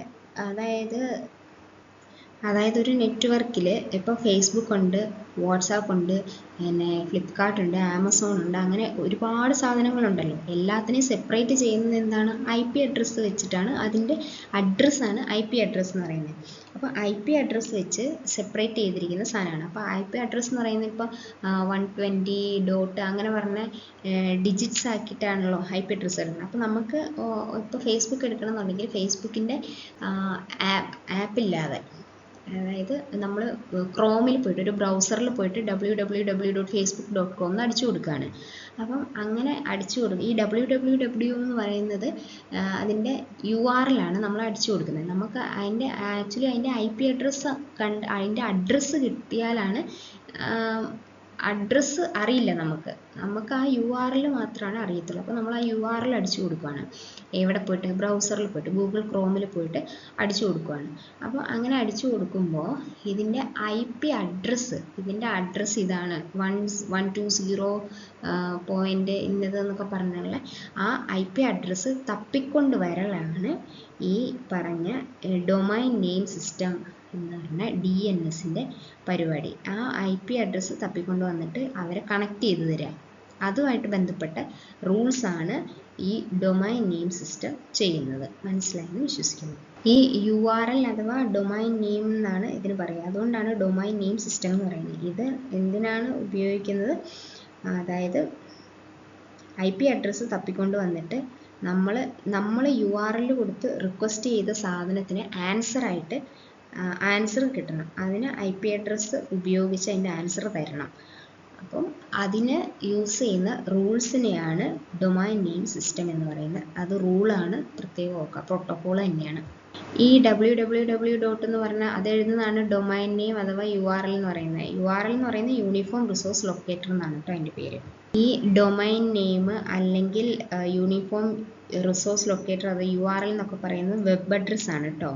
അതായത് ഇൻ്റർനെറ്റിലുള്ള സാധനങ്ങളെ ഐഡൻറ്റിഫൈ ചെയ്യാൻ വേണ്ടി, ഒരു പ്രത്യേക സാധനത്തിനെ ഐഡൻറ്റിഫൈ ചെയ്യാൻ വേണ്ടി ഉപയോഗിക്കുന്ന ലിങ്കാണ് കേട്ടോ URL. അതായത് ഇൻ്റർനെറ്റിലുള്ള അഡ്രസ്സാണ് വെബ് അഡ്രസ്സ്, പക്ഷേ അതിൻ്റെ ഒറിജിനൽ അഡ്രസ്സ് എന്ന് പറയുന്നത് IP അഡ്രസ്സാണ്. FTP എന്ന് വെച്ച് കഴിഞ്ഞാൽ ഞാൻ പറഞ്ഞിരുന്നു, ഫയൽ ട്രാൻസ്ഫർ പ്രോട്ടോക്കോളാണ്. അതായത് ഫയല് ഡൗൺലോഡ് ചെയ്യുകയും അപ്ലോഡ് ചെയ്യുകയൊക്കെ ചെയ്യുമ്പോൾ പരസ്പരം കൈമാറ്റം ചെയ്യാനും ഒക്കെയുള്ള യൂസ് ചെയ്യുന്ന നിയമങ്ങൾ ആണ് ഈ ഫയൽ ട്രാൻസ്ഫർ പ്രോട്ടോക്കോൾ. അതാണ് ഡേറ്റ പാക്കറ്റുകളായിട്ട് പോകുന്നു, IP ഉപയോഗിച്ച് ട്രാവൽ ചെയ്യുന്നു, പിന്നെ TCP ഉപയോഗിച്ച് ആ പാക്കാക്കി വെച്ചത് ജോയിൻ ചെയ്യുന്നു. അപ്പം URL എന്താണെന്ന് നമ്മൾ പറഞ്ഞു. യൂണിഫോം റിസോഴ്സ് ലൊക്കേറ്റർ ആണ്. ഈ URLനെ അഥവാ നമ്മൾ വെബ് അഡ്രസ്സ് എന്ന് പറയുന്നുണ്ടെന്ന് പറഞ്ഞു. ഈ വെബ് അഡ്രസ്സ് അഥവാ URL മേൽവിലാസത്തിന് 3 മൂന്ന് ഇതുണ്ട്, മൂന്നാക്കി തിരിക്കാം ഇതിനെ മേൽവിലാസത്തെ. ഒന്ന് നെറ്റ്വർക്ക് പ്രോട്ടോകോൾ, HTTP :2/ വരുന്നതാണ് പ്രോട്ടോകോൾ, നെറ്റ്വർക്ക് പ്രോട്ടോകോൾ. പിന്നെ ഡൊമൈൻ നെയിമാണ് www.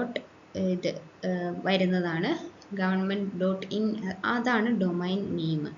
പിന്നെ വരുന്നതാണ് /index, നമ്മൾ അവസാനം എന്താണ് ചോദിച്ചത് അതാണ് ഫയൽ നെയിം ആയിട്ട് വരുന്നത്. ഫയൽ നെയിം മൂന്നെണ്ണമുണ്ട്, network protocol, domain name, file name. മൂന്നായിട്ട് സ്പ്ലിറ്റ് ചെയ്യാം. അപ്പം ഇതിന് 3 പാർട്ടുണ്ട്. ഒന്ന് നെറ്റ്വർക്ക് പ്രോട്ടോകോൾ, പിന്നെ ഡൊമൈൻ നെയിം, പിന്നെ ഫയൽ നെയിം. ഇങ്ങനെ 3 പാർട്ടാണ് ഉള്ളത്. ഇതിൽ 3 ഭാഗം ഉണ്ടെങ്കിൽ നമ്മൾ മെയിൻ ആയിട്ട് പറയുന്ന ഭാഗമാണ് ഡൊമൈൻ നെയിം, അതിൻ്റെ പേരെന്ന് പറയുന്നത് ഡൊമൈൻ നെയിം എന്ന് പറയുന്നത്. പിന്നെ അതിൻ്റെ നിയമങ്ങളാണ് പ്രോട്ടോകോൾ. എല്ലാത്തിൻ്റെയും കൂടെ ഈ പ്രോട്ടോകോളും ഡൊമൈൻ നെയിമും വരും. പക്ഷെ ഫയൽ നെയിം വരുന്നത് നമ്മൾ അതിൻ്റെ ഉള്ളിൽ വേറെ എന്തെങ്കിലും സെർച്ച് ചെയ്യണമെങ്കിൽ, ഇപ്പം നമുക്ക് റിസൾട്ട് എന്തെങ്കിലും ആണ് കാണുന്നതെങ്കിൽ /results എന്നും പറഞ്ഞു വരും. ആ വാല്യൂ ആണ് ഫയൽ നെയിം. അപ്പം ടെക്സ്റ്റ് ബുക്കിൽ കുറച്ച് ജനറിക് ഡൊമൈൻ നെയിമും കൺട്രി സ്പെസിഫിക് ഡൊമൈൻ നെയിം എന്നും പറഞ്ഞു കൊടുത്തിട്ടുണ്ട്. കൺട്രി സ്പെസിഫിക് എന്ന് വെച്ച് കഴിഞ്ഞാൽ .in. ഇപ്പം Amazon.com എന്ന് പറയുന്നത് കൊണ്ട് Amazon.in എന്നും പറഞ്ഞ് കാണാം. അത് ശ്രദ്ധിച്ചിട്ടുണ്ടാവുമോ? Amazon.com എന്ന് പറയുന്ന ഒരു കൊമേഴ്ഷ്യൽ ബിസിനസ്സിൻ്റെ, ആമസോണിൻ്റെ സൈറ്റ് അഡ്രസ്സാണ് Amazon.com എന്ന് പറയുന്നത്. എന്നാൽ Amazon.in എന്ന് പറയുന്ന ഇന്ത്യയിൽ മാത്രം സ്പെസിഫിക് ആയിട്ട്, അതായത് അതിൻ്റെ അകത്ത് നമ്മളെ കാണിക്കുന്നത് എന്തായിരിക്കും, റുപ്പീസിലായിരിക്കും കാണിക്കുക, അതിൻ്റെ വിലയൊക്കെ കാണിക്കുന്നത്. പക്ഷേ Amazon.com പോയി കഴിഞ്ഞാൽ അതിൽ ഡോളറിലും അങ്ങനെ യൂറോയിലും ഒക്കെ കാണിക്കും. അതാണ് Amazon.com-ഉം .in തമ്മിലുള്ള വ്യത്യാസം. കൺട്രി സ്പെസിഫിക് ഡൊമൈൻ നെയിംസ് വേണമെങ്കിൽ .in, .australia ആണെങ്കിൽ AU, കാനഡയിലുള്ള ആളാണെങ്കിൽ Amazon.ca എന്ന് പറയും, Amazon.ch എന്ന് പറഞ്ഞാൽ ചൈന, അങ്ങനെയാണ് കാണിക്കുന്നത്. അപ്പോൾ അങ്ങനെ ജനറിക് ഡൊമൈൻ നെയിംസ് ആണ് .com, .edu education, .gov government agencies, .mil military, .net network organisation, .org organisations. ഇത് ടെക്സ്റ്റ് ബുക്കിൽ തന്നെ കൊടുത്തിട്ടുള്ള കുറച്ച് മോഡൽ ക്വസ്റ്റ്യൻസ് ആണ്. ഒന്നാമത്തെ ക്വസ്റ്റ്യൻ, പ്രകാശ തരംഗങ്ങളുടെ